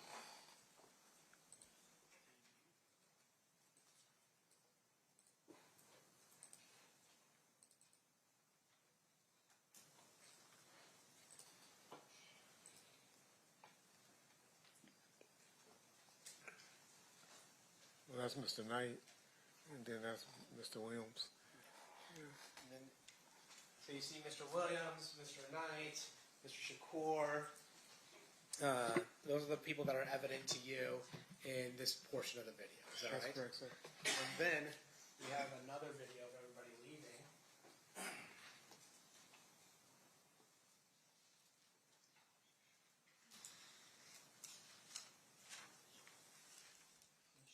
Can you see that? See it, but That's fair. That's it.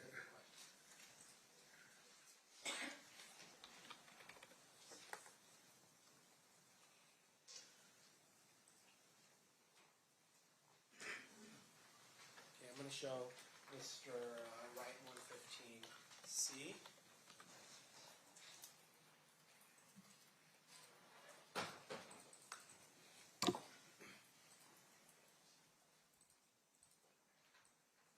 and Mr. Shakur, Mr. Knight, Buntry, Mr. Williams.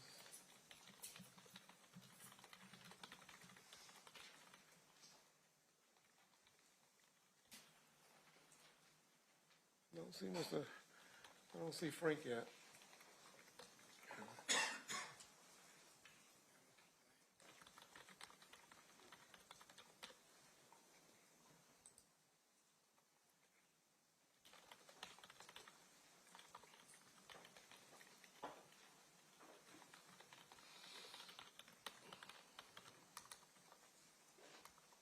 Okay, there you go. Mr. Alexander is the one with no sleeves on his shirt. And he's leading the pack now. Did you see Trayvon Lane? I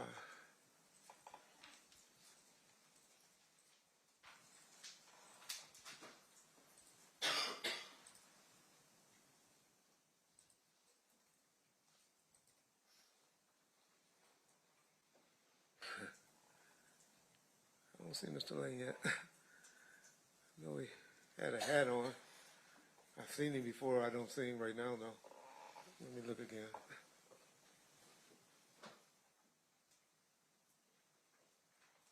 Frank. Mr. Shakur.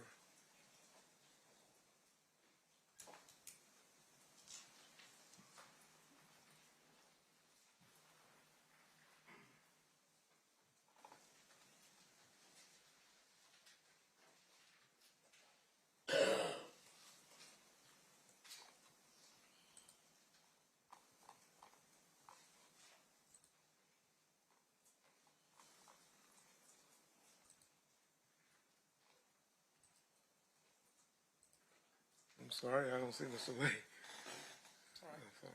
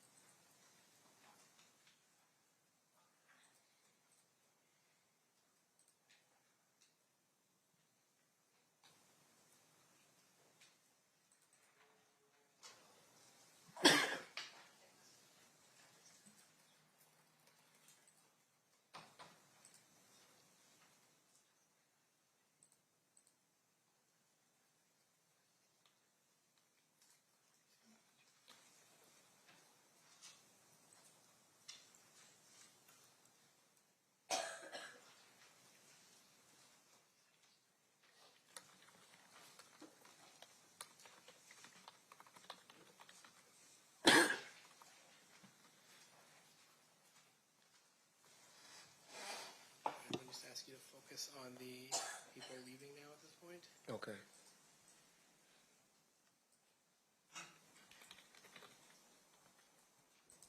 Right there, upper right.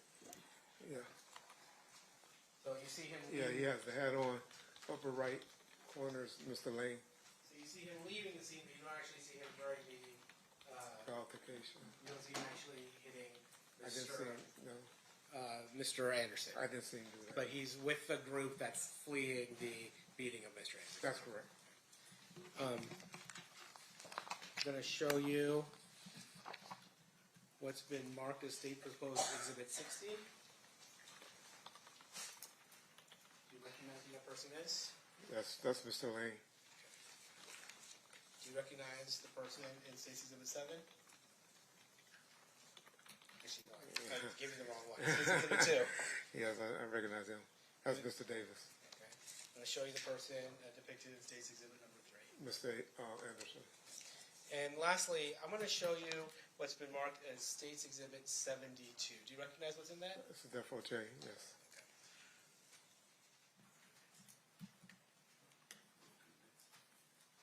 Your Honor, I'm going to move the exhibits into evidence. No objection, Your Honor. So admitted. Can you show number 6?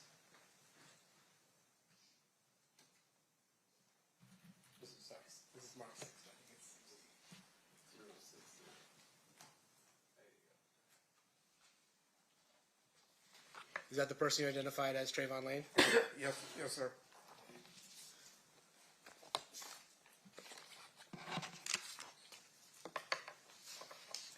Mr. Pohl, is this a, could you take it, this is a natural stopping point? Yes, we can take a break. Okay, I think we need, one of our drivers needs to come for a break. Okay. All right, so at this time, we're going to take a recess. During this recess, you are admonished not to talk or converse amongst yourselves or with anyone else on any subject connected to the trial, or read, watch, or listen to any report or commentary on the trial of any person connected to this case by any means of information, including without limitation, newspaper, television, the internet, and radio, or form or express any opinion on any subject connected to the trial until the case is submitted to you.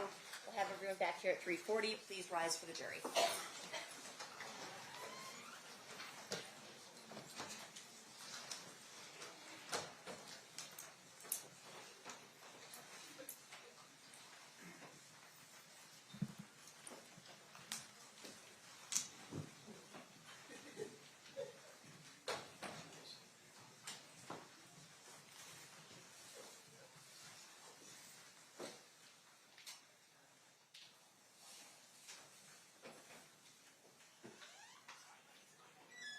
after the jury has exited the room, we'll be in recess. Mr. Wright, did you need any water bottle or anything? I have one. Thank you, You've ma'am. got one? Okay. Thank you, ma'am. All right, no problem. And Your Honor, if we could just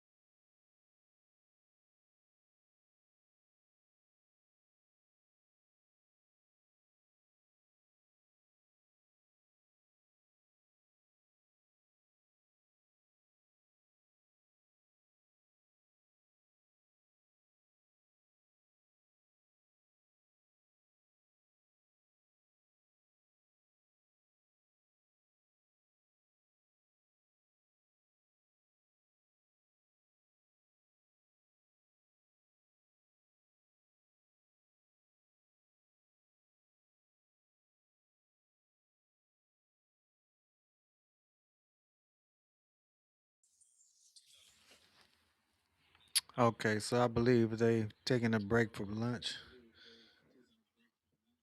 or shoot, probably after lunch now, just taking a break. Um, and we'll come back when they come back into the courtroom. I didn't see what the judge instructions were. What the jury is left out. Reggie's on the stand. I don't know if he's done testifying. Um,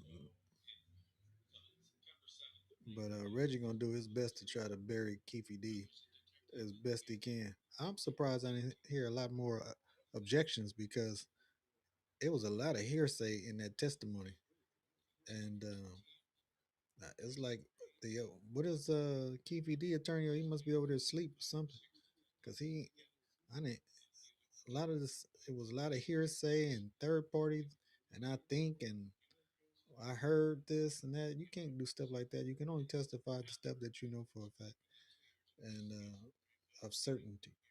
And he wasn't doing that.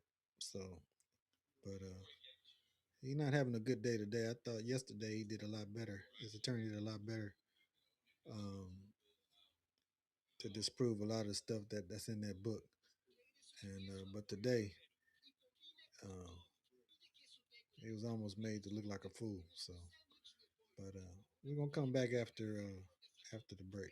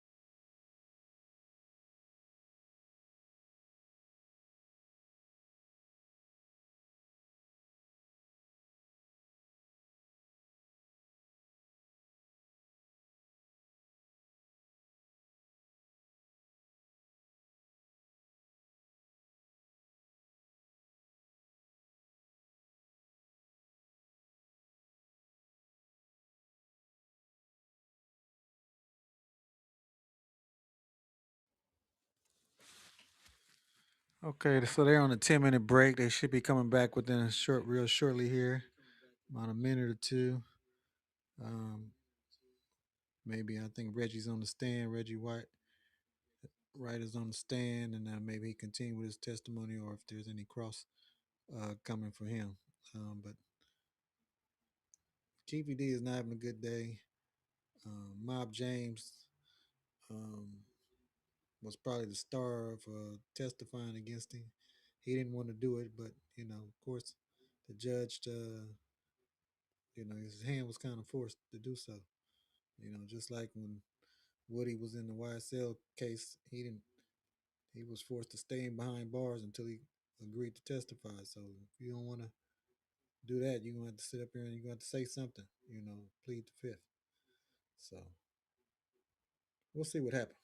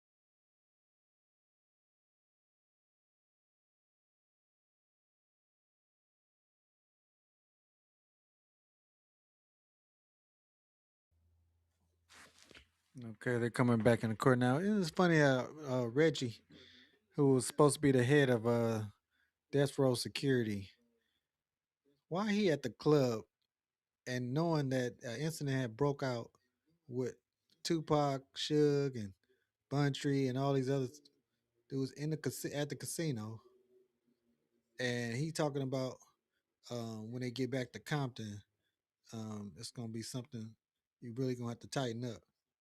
Well, they still out there in Vegas. Do you don't think that you should have doubled up the security then?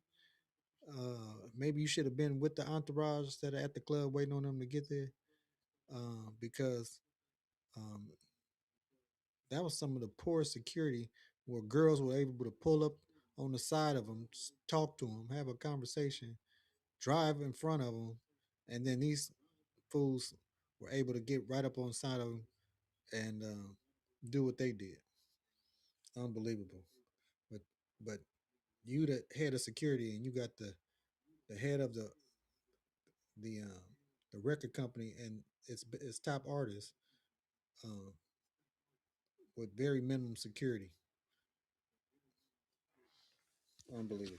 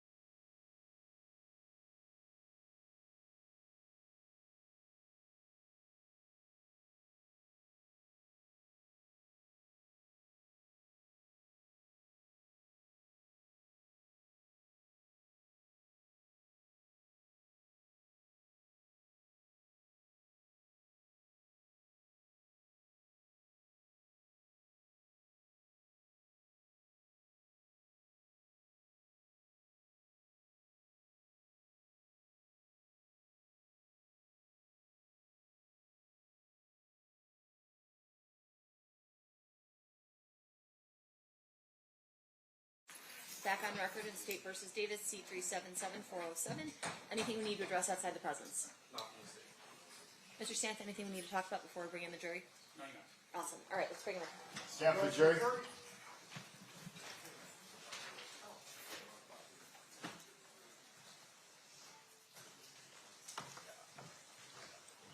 We're on the record and stand for the jury, please.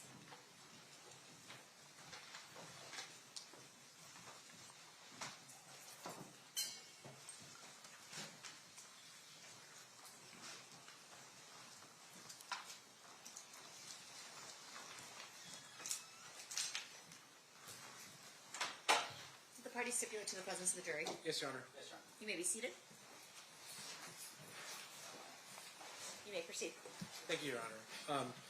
Mr. Wright, would it be easier to look at the monitor on the witness stand, or are you able to see that better? Pictures this size, I can see both ways. Okay, all right. So you're now looking at State's Exhibit number 60. Who is that? That's Trayvon Lane. All right. And can Mr. DiGiacomo, do you mind putting up 62? Showing you State's Exhibit number 62. Who is that? That's Mr. Davis. You mind putting up 63? Showing you State's Exhibit 63. Who is that? That's Mr. Anderson. And then we had talked briefly about it, so I want to just show it. Showing you State's Exhibit 72. What is that? That's the defo chain medallion. And we'll touch on that in a minute. But we were talking about the beating of Orlando Anderson at the MGM. Mr. Knight was on probation at the time you had mentioned. Is that correct? That is correct, yes. And then after you guys got back from Las Vegas, back to the Southern California area, did Mr. Knight have a legal problem as a result of his alleged participation in that beating? That's correct, sir. And can you explain that to us? They brought him in. Initially, they brought him in, they said, for a 30 test for, that he did with his probation officer. But while he was still in custody, they then added the charge of he violated his probation for assaulting Mr. Anderson. So he's on probation. He's on video, at least what appears to be participating in the beating of Mr. Anderson. And so he is charged with violating his probation. That's correct, sir. And do you participate in any of the preparation for Mr. Knight's hearing on his probation violation? With his attorney, Mr. Kenner, I attended several meetings, yes. And then, are you aware of a meeting with Mr. Anderson? That's correct. Can you tell us about that? So we met him at his attorney office, Mr. E.D. Fall.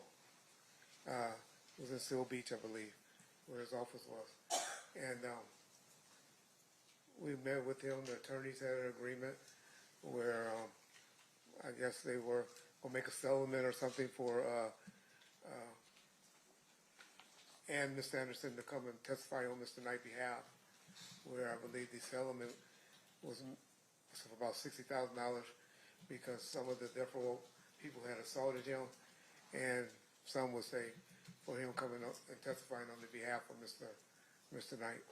Okay, so just to be clear, prior to Mr. Knight's revocation hearing, there was a meeting with Orlando Anderson, the person who was beaten in that video. Is that right?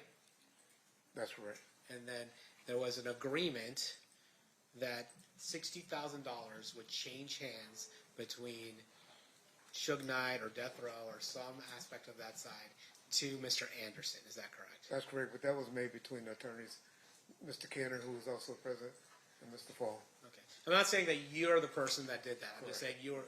That I was at the meeting, myself and Norris Anderson, who was the general manager of the company at the time. Okay. And then at that probation hearing, is it fair to say that Mr. Anderson said that Mr. Knight was just trying to stop the fight and not participate in the fight at all? That was his testimony, yes. Okay. And that was after he received the $60,000. That part I don't know.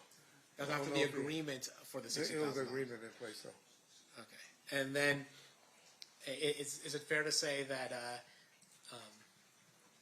the judge disregarded Mr. Anderson's testimony and revoked Mr. Knight's parole? Objection as leading. Sustained.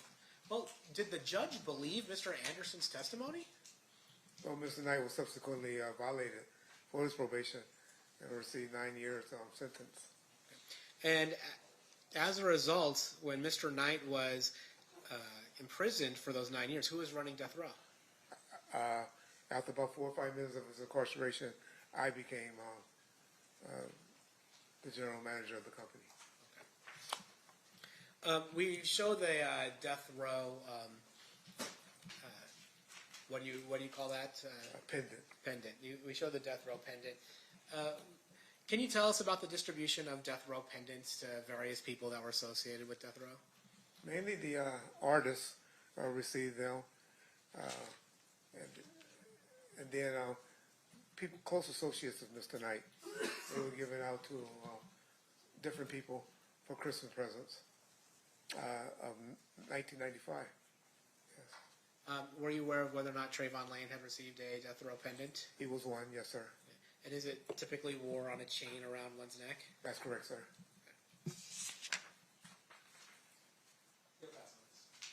Okay, Mr. Stamp, cross-examination. Thank you. Mr. Wright, have you and I ever met? No, sir. You have a podcast, I believe, right? YouTube channel that I talk on. I'm sure you're probably anticipating the next question. In your YouTube channel, you have spoken a little bit about me, for instance, right? That's correct. And you have spoken about me as well. Yeah. So in terms of your podcast or YouTube channel, and once again, I don't think it was anything derogatory. It was more like he's never tried a criminal case, or I think Hollywood-ass attorney. I think you had said something like that, right? Well, you did about 10 interviews in the last 2 months, so I may have said something like that. Now, in terms of your podcast stuff, it's very this pretty good point. At some point, you had actually instructed Keith that hey, he can actually make money doing the YouTube stuff. Remember that? It didn't go quite like that, but I did pass his number to a few YouTube channels after he and I had this discussion about doing something on my channel, but I refused to pay him because I'm not giving someone I believe is Tupac Killer money. Sure. You had a interview with a Mr. Mogg. Do you remember that? Detective Mogg, yes, sir. Was he a detective at the time? He was. Okay, so he's a detective at the time, and he sat down with you, and you had a conversation with him, and you basically told him that you had advised KPD about I don't know, how much you can get paid doing YouTube stuff. You remember that? I don't remember that, no.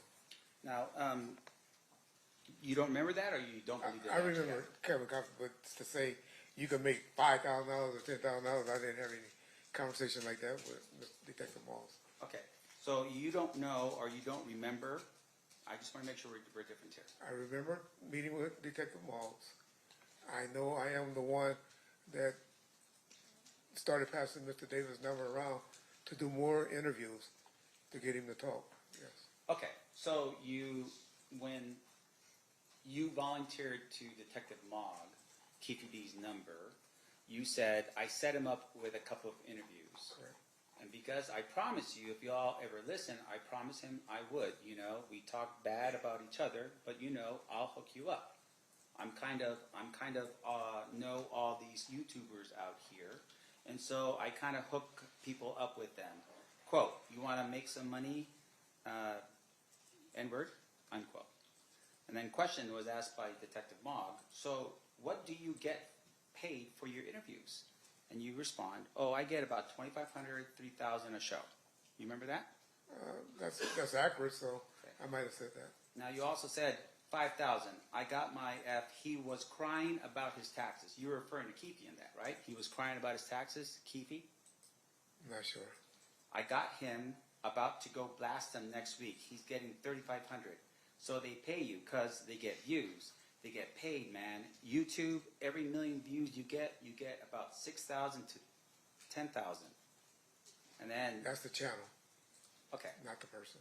And then once again, I'm talking about the YouTuber. And so if you do a bunch of them and you get 100,000, and they break them up into like 5 or 10-minute segments, and you can get a 15-second segments from me, and you get 200,000 people to view it, you can make $8,000 to $10,000 off of me. And you just gave me $2,500, $3,000.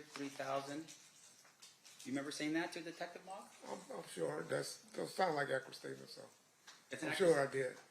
And once again, it's clear to show that there's a business with YouTube, right?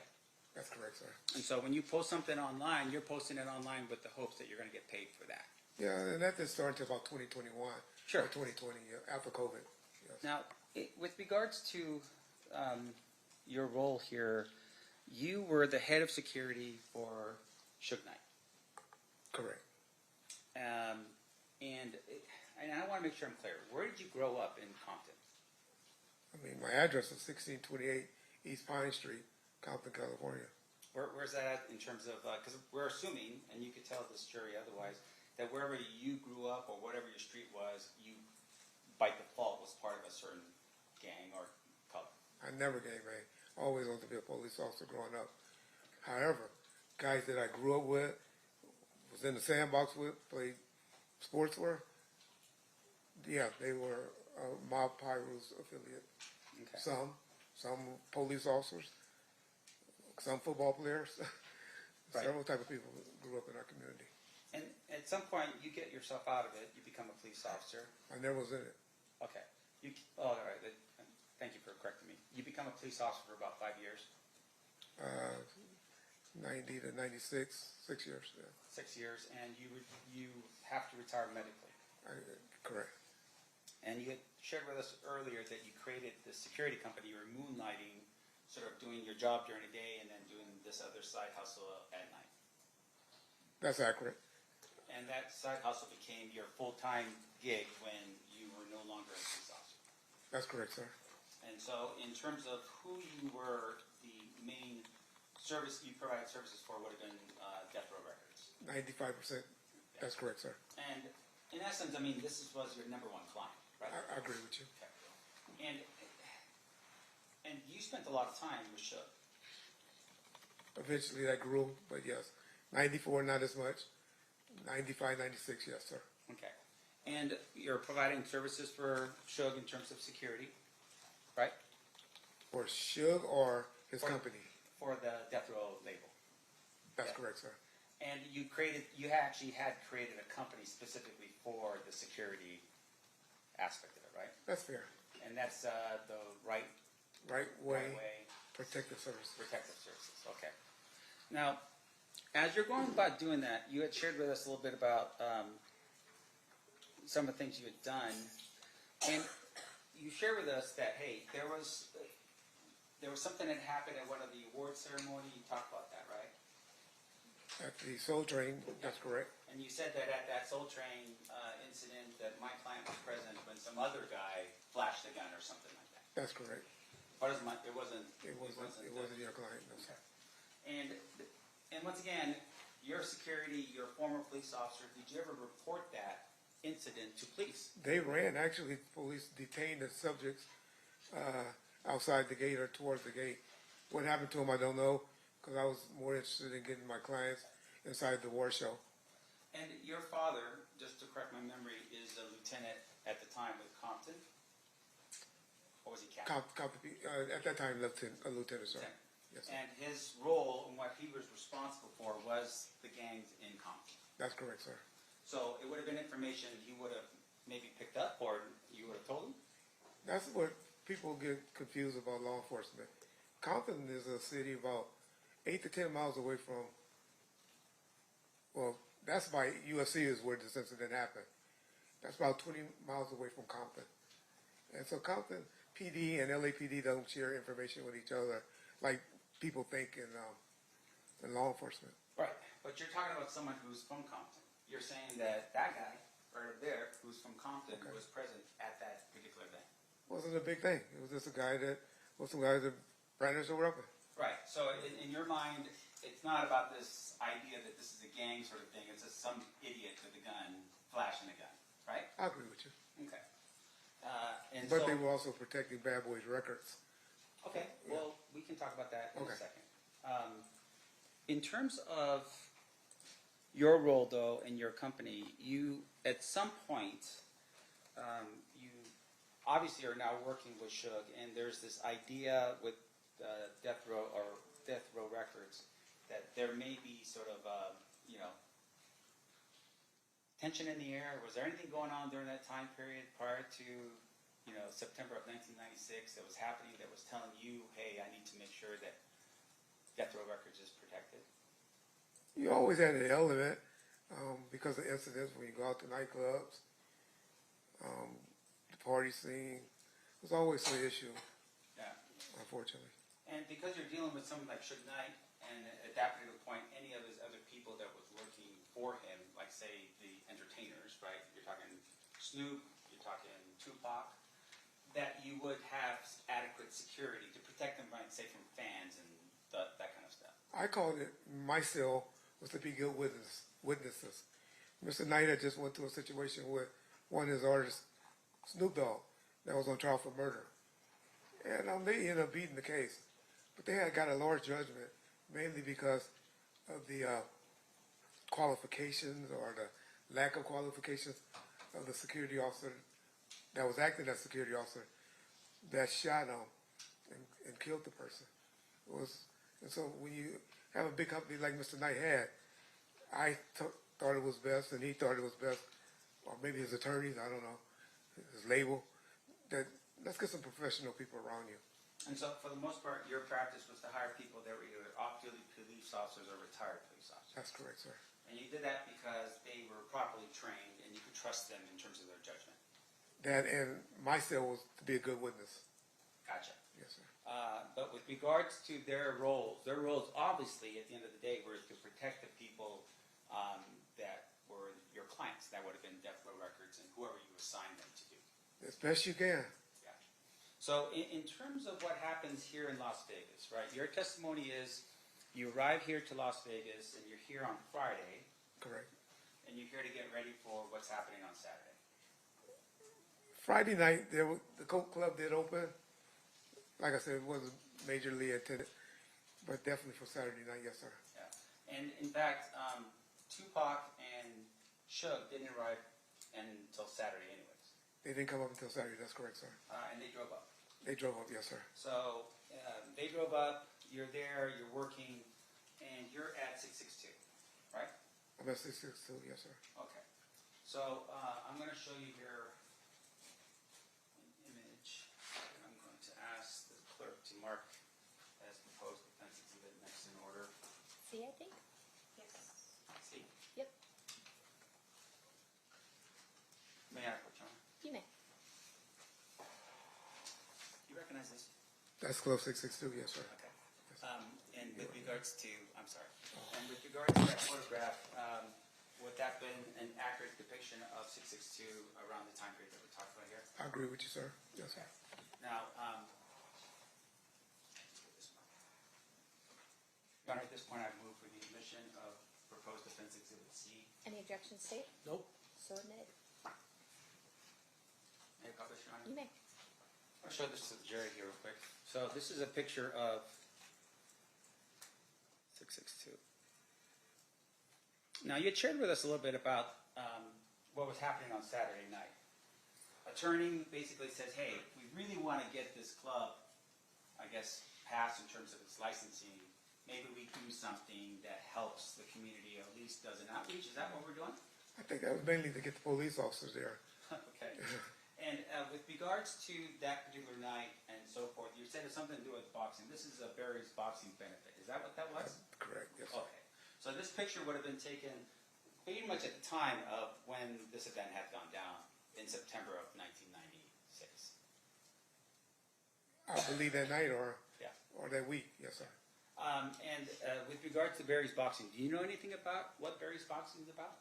Just that he was a retired police officer that was helping young kids in the area with boxing.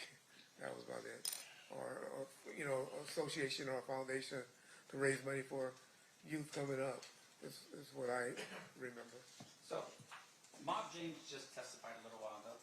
Okay. If his representation was there was no event like that was happening in September of 1996, would he be wrong? Let me just say this: they don't be in the know like that. You know, we're not as transparent as maybe we should be with you know the homeboys.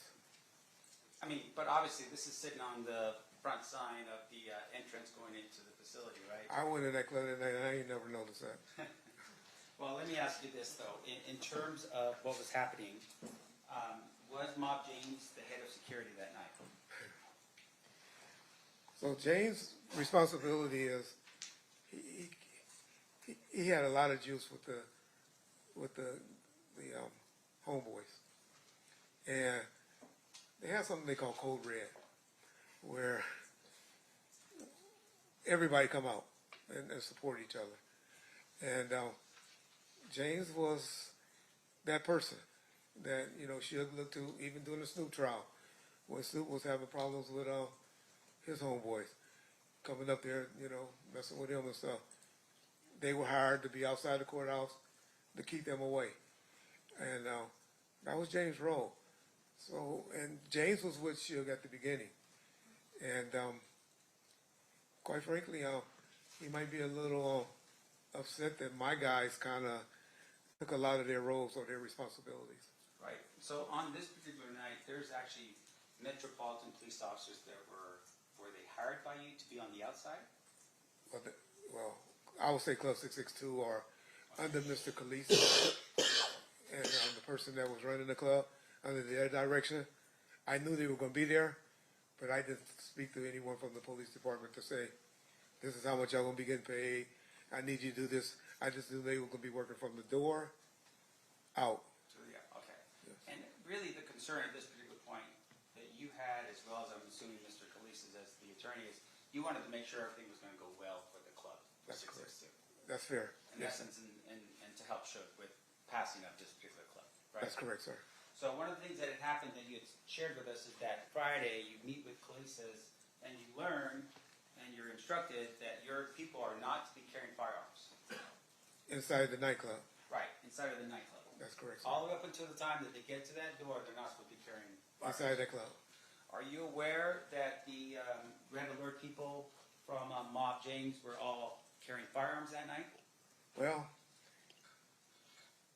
I had problems with that. My guys were strict, law enforcement. They didn't care about. They didn't have a relationship with James and them, as I did, and so they would search them. And if they got one in, who knows? But there was always issues with them about being searched. But my guys would still. They were like, hey, if you want us here, we searching everybody coming in this club. Right, so that was important for you, but Mob James says otherwise. He says everyone's okay. Fine. If they snuck them in, and it happens. And yeah, and with regards to your meeting with Mr. Khalees, once again, you're there, and do you have at that particular point any ownership interest at all in Death Row Records? None. So you are a separate entity. You are just the security company hired to provide security for Death Row Records. My company, right where it was making money, but I also received a salary from Death Row. Okay. So, and you're in this meeting, and once again, the meeting is to help Suge get this club approved so he can make it happen. That's correct, sir. And your job is, really honestly, is just somebody who's providing the security to the club. On that particular night, but I'm more, some would say at one point, Suge right-hand guy, but my main focus was Suge Knight entities. It wasn't just the recording artist, wasn't just the record club, it was everything that Mr. Knight was trying to invest in at the time. So you're telling us that not only were you providing security, but you're also like an employee for Death Row Records? I was both. Okay. Were you drawing like a paycheck every 2 weeks as an employee? I was, sir. There wasn't no under the table stuff like Mob James would have been telling us? We didn't do that. Right, we didn't do that. And with regards to Mob James being paid, you're telling me that he would have been paid the same way with employee checks and so forth from Death Row Records? Bob James wasn't one of those employees. Like I said, he was just called on special events. I don't think James made his money by guys in the line that were ballers or shot callers or whatever that he would bring to the front of the line. So, just drawing your attention back to let's say around 4 o'clock of that Saturday. Okay. Where were you? At the Luxor Hotel. Okay. And did you ever, what happens after 4 o'clock for you? I didn't head over to the club until, about 7:30. Got a call from Mr. Alexander and Mr. Shakur. Mr. Shakur was very upset that night because Mr. Knight, always late. And he actually took a taxi cab, I don't know if most people know, over to the fight because he was like, tired of always coming to the fight late, waiting on Suge, calling me because most people call me because they know I usually can get hold of Suge. And they used to have phones in the hotel lobbies back then. And I remember him and Mr. Alexander calling me, and he told me, he got on the phone because he was so upset. We taking the cab over there. We going over there right now. We'll meet him over there. You know, he had the song was the interest for for Mike Tyson to enter the ring on, and he wanted to be there. And he got impatient with Mr. Light being late. Now, up until this point, you had developed into the person that if you wanted to get a Suge, they would call you, right? In the streets, meaning when we out and about. He had an office staff, assistants, Mr. Anderson and Mr. Tesfaye Roy, that were in the office. But generally, if I call Suge, he'll pick up. But with regards to you, usually you would have been with Suge in order for the call to be made, right? They're calling you and like, hey, where's Suge now? He's right here. That's correct. So on this particular night, Tupac is upset because Suge is obviously late and calls you. His bodyguard Frank called, but he got on the phone. Yeah. You know anything about Mr. Shakur, he's a hands-on guy. Yeah. And he eventually just said, hey, you can't get a hold to him, we gone. And they took a taxi over to the fight. And so you have Frank Alexander, you have Tupac, and no other bodyguards protecting Tupac that night. Yeah, Kevin Heckey was supposed to attend, but he didn't. He wasn't there, and I didn't know that he hadn't shown up yet. But you are aware at that particular point, Tupac was the most famous rapper almost in the entire world, if not the entire world, and you only assign one person and another person calls him sick? He didn't call him sick, he just didn't show up. But, yeah, I mean, it wasn't unusual for Mr. Shakur to roll around with one guy and his outlaw guys. But once again, you're telling us it's only Frank Alexander that's coming from your outfit, right? That is correct. And you also share with us that there's other people inside of 662 who are patting down the Mob James crew, but you can't send any more people over to be there for Tupac? If I knew there was going to be an issue that eventually happened, of course I would have. I would have asked them to stay in the hotel. Now, if I knew what was going to happen. You are aware that this was fight night, this was Mike Tyson, and that everyone in the world would show up to Las Vegas to be there for the fight, right? Yeah. There's so many people. Yeah. And in your opinion, only if you believe that Tupac was somehow going to get into a fight or something along those lines, would you have provided more than just the one person? I'm just asking for your clarification. I would have had an army around him if I knew something like that was going to happen, or suspect something like that was going to happen. But the gentlemen that were with them, and the ones that you seen kicking on Mr. Anderson, those were security as well. That was whose security? Death Row's staff. But once again, let me make sure I'm clear. You, at this particular point, only have one security guard with all these other people from, I don't know, from Death Row Records who are not security guards. They're all gangsters, mob high root. Yeah, I trust more than I trust my security. Yes. So more than you would trust cops and off-duty cops and retired cops, you trust those mob pirate guys? I do personally. Okay. Now, in addition to that, after they go in for the fight, right? I'm assuming that Frank Alexander probably didn't have a ticket. You know, that was always an issue with Mr. Knight. Yeah. He promised everybody that they can go to the fight. And when we get to the door, it's always an issue. Right. But one thing about him, he will get his, at least Mr. Shakur, one security in, if not both, and myself. He will make sure we got in. Okay, so they all get in for the fight, and then for some reason, Bruce Seldon takes a phantom punch, falls to the ground in the first round within a minute and 45 seconds, right?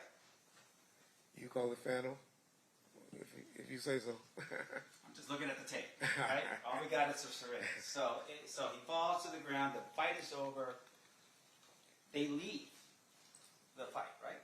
Hyped up. You see him? Yeah, and Tupac was very hyped up. Hyped up. So, did you get a call from Frank Alexander saying, "Hey, the fight ended early. We're on our way"? Not one. And that's normal. Okay. And I want to make sure we're clear about the type of communication you had. So, cell phones, I'm not sure were available to everybody. You had one. Pretty much everybody had cell phones, but they were expensive. You called me after 7 o'clock, right? Yeah. Back then. Yeah. But He doesn't get it, but everyone else. but I did have Nextel phones. We had about 8 to 10 of them. They did dual jobs. My guys knew it better be emergency to pick up that cell phone. But the two-way walkie-talkies on the Nextels, you could use them to call. That's how we communicated. On that picture with Buntry, you'll see one hanging out of his pocket. That's what the type of Nextel phones we had. And so, going back again to what Frank has, Frank does have one of those radios. He had one, but later learned, after we do Monday back quarterback and stuff, that it was dead. So he is there. He doesn't call when you leave the fight. Now, does he call you after the situation happens with Orlando Anderson? No, sir. They all rush out, right? They all go back to, I think, to Luxor. That's correct. But you don't know that because no one calls you. Haven't heard anything. Didn't know it was an issue. So you're still sitting over at 662. You're worried about making sure the club passes inspections, and you're there and you're waiting. In the meantime, people get picked up at the Luxor, and then they're transported all the way to Suge Knight's house. I mean, once again, if you don't know, you can just tell me. Yeah. I just assume You're not just yeah.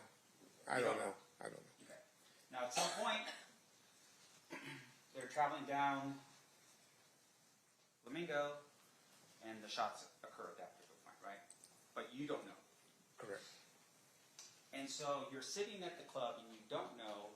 I wasn't sitting, but yeah. Oh, well, whatever. I mean, I'm sure you're working, right? So you're working, and your concern is making sure the club passes, and that the club passes for Suge Knight.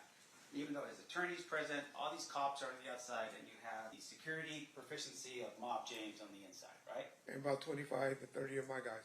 And so, once again, yes, 20 to 30 of your guys. Correct, yeah. Retired police officers or off-duty police officers. Correct. And they're all there. Correct. And at some point, you get notice that Tupac had been shot, right? I got notified. Correct. Was it through the Nextel walkie-talkie stuff? No, sir. How did that happen? Mr. Williams and Mr. McDonald ran up to me and told me. Okay. None of your people, but two of the people that were associated with the death row people? With the entourage. Okay. And they're the ones who told you that, hey, something went down with Tupac. Correct.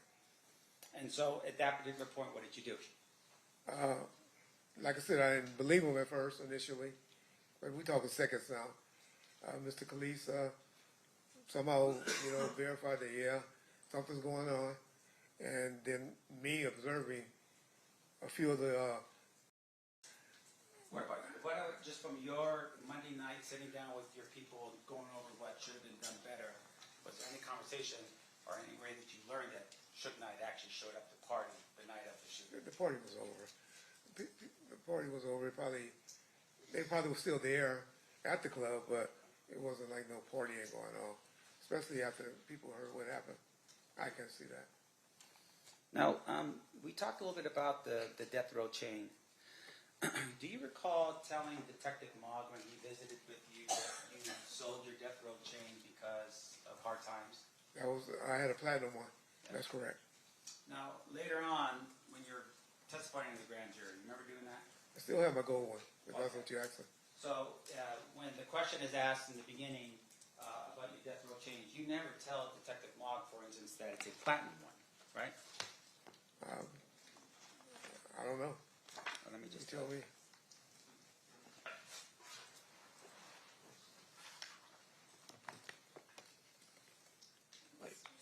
The camera's on. You want to turn the camera off? Oh, sorry.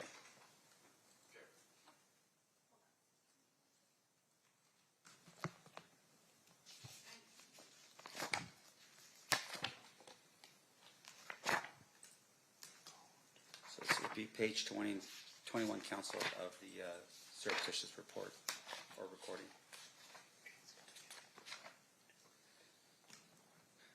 So you say, the question that was asked by Detective Mogg, you were describing the chains as cheap.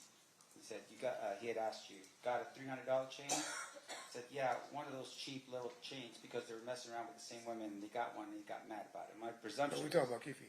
Yes. Yes. So what? What did expensive ones look like? Do you have a picture of those? And you said, yes, sir, I can show you the one that Tupac would have. And then the question's asked of you by Detective Mogg, did you ever get one of those chains? And you respond, yeah, I had one. And then the question was, what happened to it? And you said, shit, hard times hit. And Detective Mogg commiserates and says, yeah, I hear you. You said, I've got to get rid of it somehow. And then Detective Mogg asked, what did you get for it? And you said, I got about $5,000, right? Yeah, that was the platinum one, Okay. or the white gold one. You can watch, and I'm sure you have, several interviews, pictures with me with my gold chain on. I wear them on several YouTube videos. But fair to say, of course, that, when you said you had one, it's not one gold, it's not one platinum in this book, right? Like I said, the one I sold was the platinum one. Now, in addition to that, later on, when you're testifying before the grand jury, the question that was asked by one of the jurors was, and I want to make sure I'm clear because I don't want to mess up I want to be accurate with you. Your Honor, I think this is improper impeachment or refreshing recollection. I'm not quite sure what I'm hearing the transcript to Mr. Rush before asking the predicate question.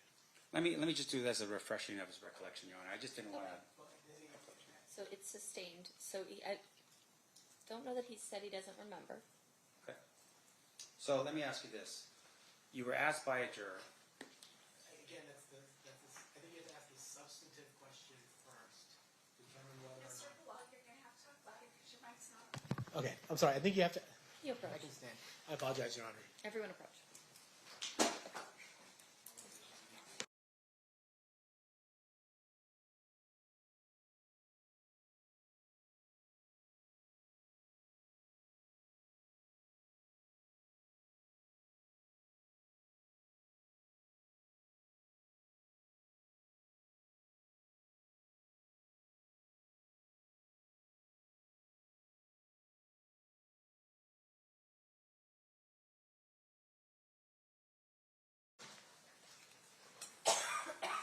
Sorry.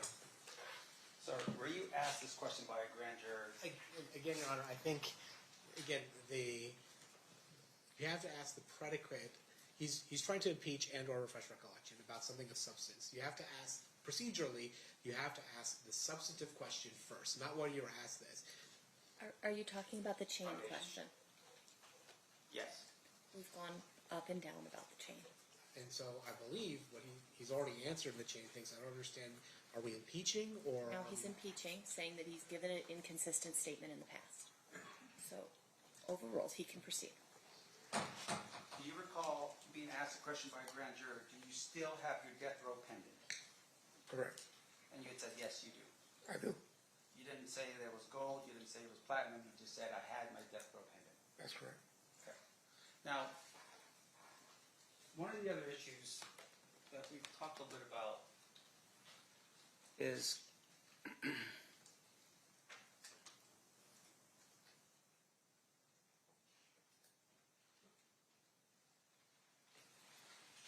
and once again, I apologize. Maybe the state can refresh my recollection because maybe I was thinking about something else.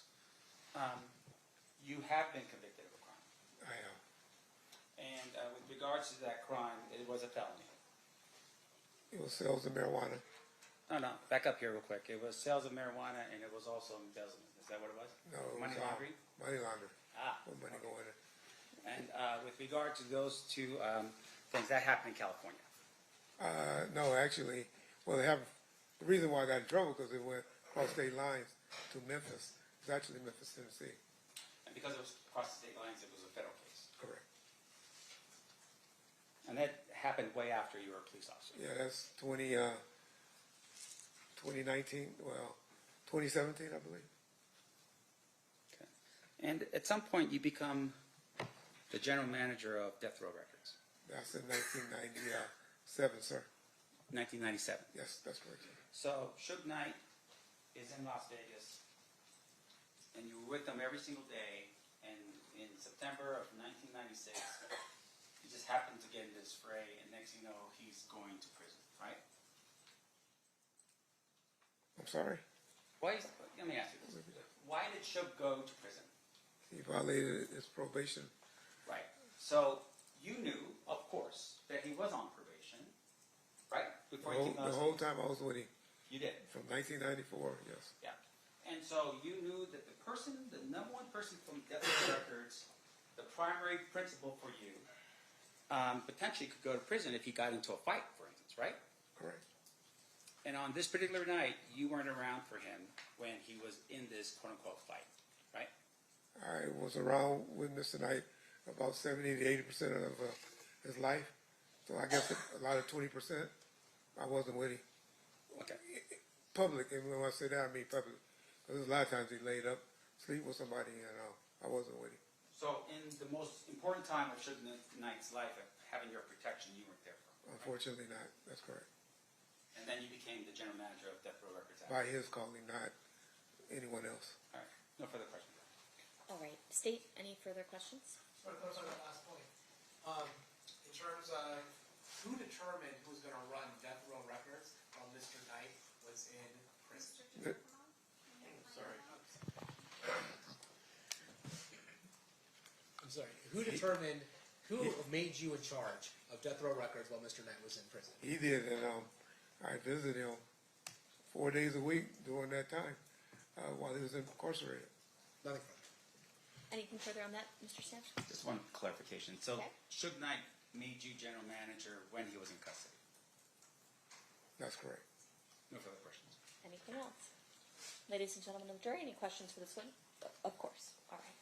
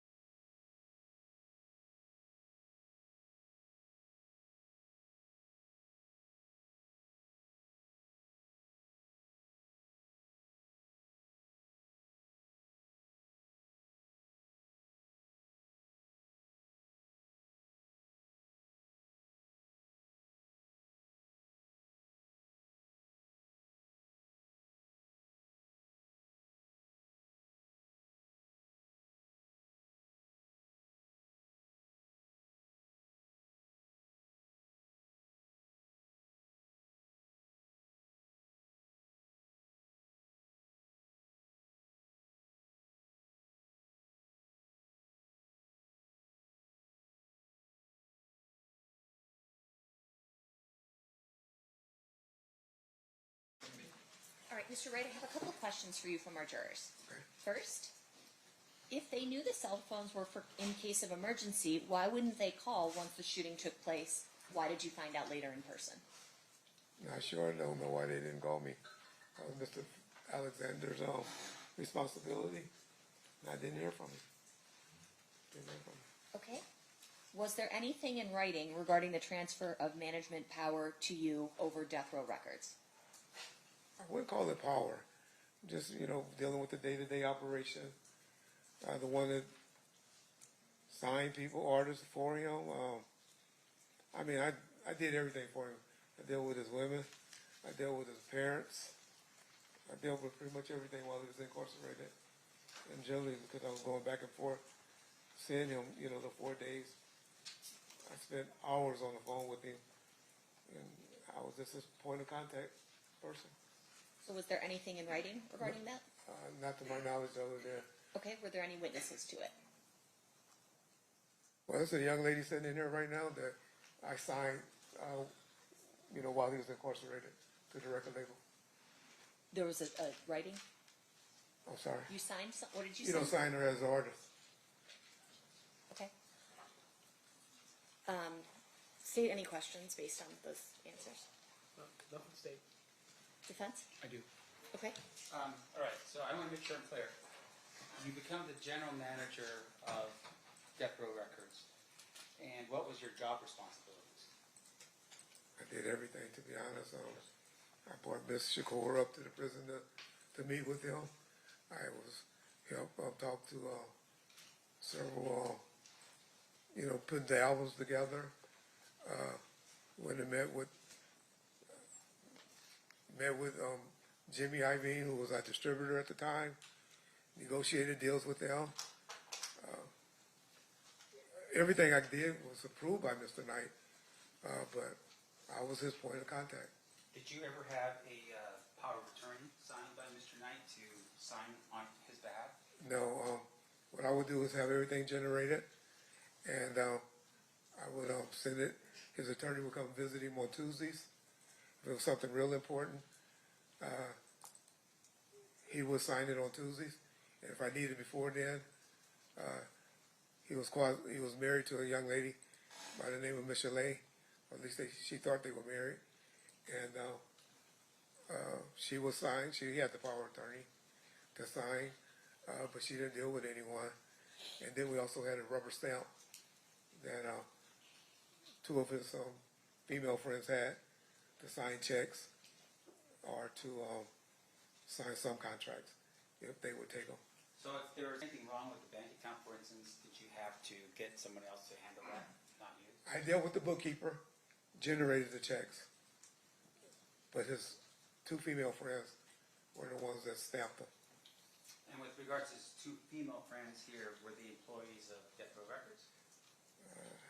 One was an artist, Michelet, and then the other one, Miss Hawkins. She was just a girlfriend. Now, you are aware that at the time that Mr. Knight was involved in this thing that happened in Las Vegas and finally gets revoked on probation, that his record label was valued somewhere around, what, $500 million? I heard 3, but okay. It was up there. All right, so it's a pretty significant asset, right? Correct. Now, out of all of this, you are the general manager, you have access to all of it. I guess I was the one he trusted at the time. No further questions, Your Honor. Okay. All right. Thank you, Mr. Wright. You are excused, and you're free to go. Thank you, ma'am. You're welcome. All right, ladies and gentlemen of the jury, that's it for the presentation of witnesses today. We'll be in recess. We're going to come back at 1 p.m. tomorrow because I have a calendar in the morning. So I'm going to read the admonishment, and then you're excused for the day. During the recess, you are admonished not to talk or converse amongst yourselves or with anyone else on any subject connected to the trial, or read, watch, or listen to any report or commentary on the trial of any person connected with this case by any medium of information, including without limitation, newspaper, television, the internet, and radio, or form or express any opinion on any subject connected with the trial until the case is submitted to you. We'll see you guys back here at 1 p.m. tomorrow. Thank you. Rise to the jury.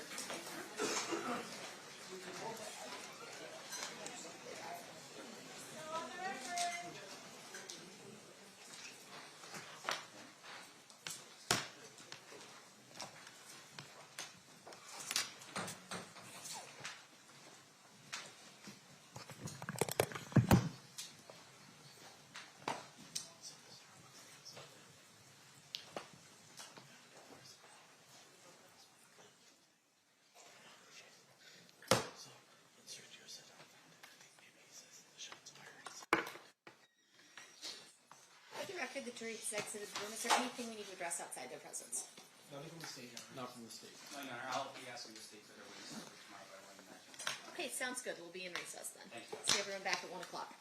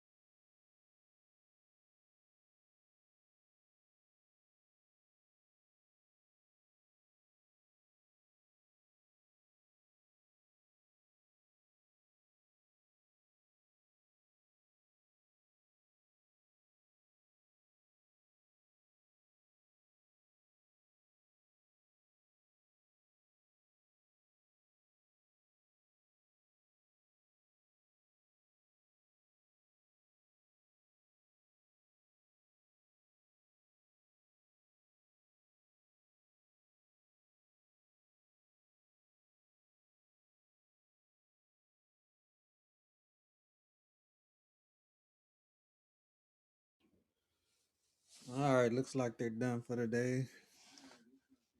It's a long day. We'll be back at 7 o'clock Pacific Standard Time, and we'll discuss what kind of went on today. See y'all then.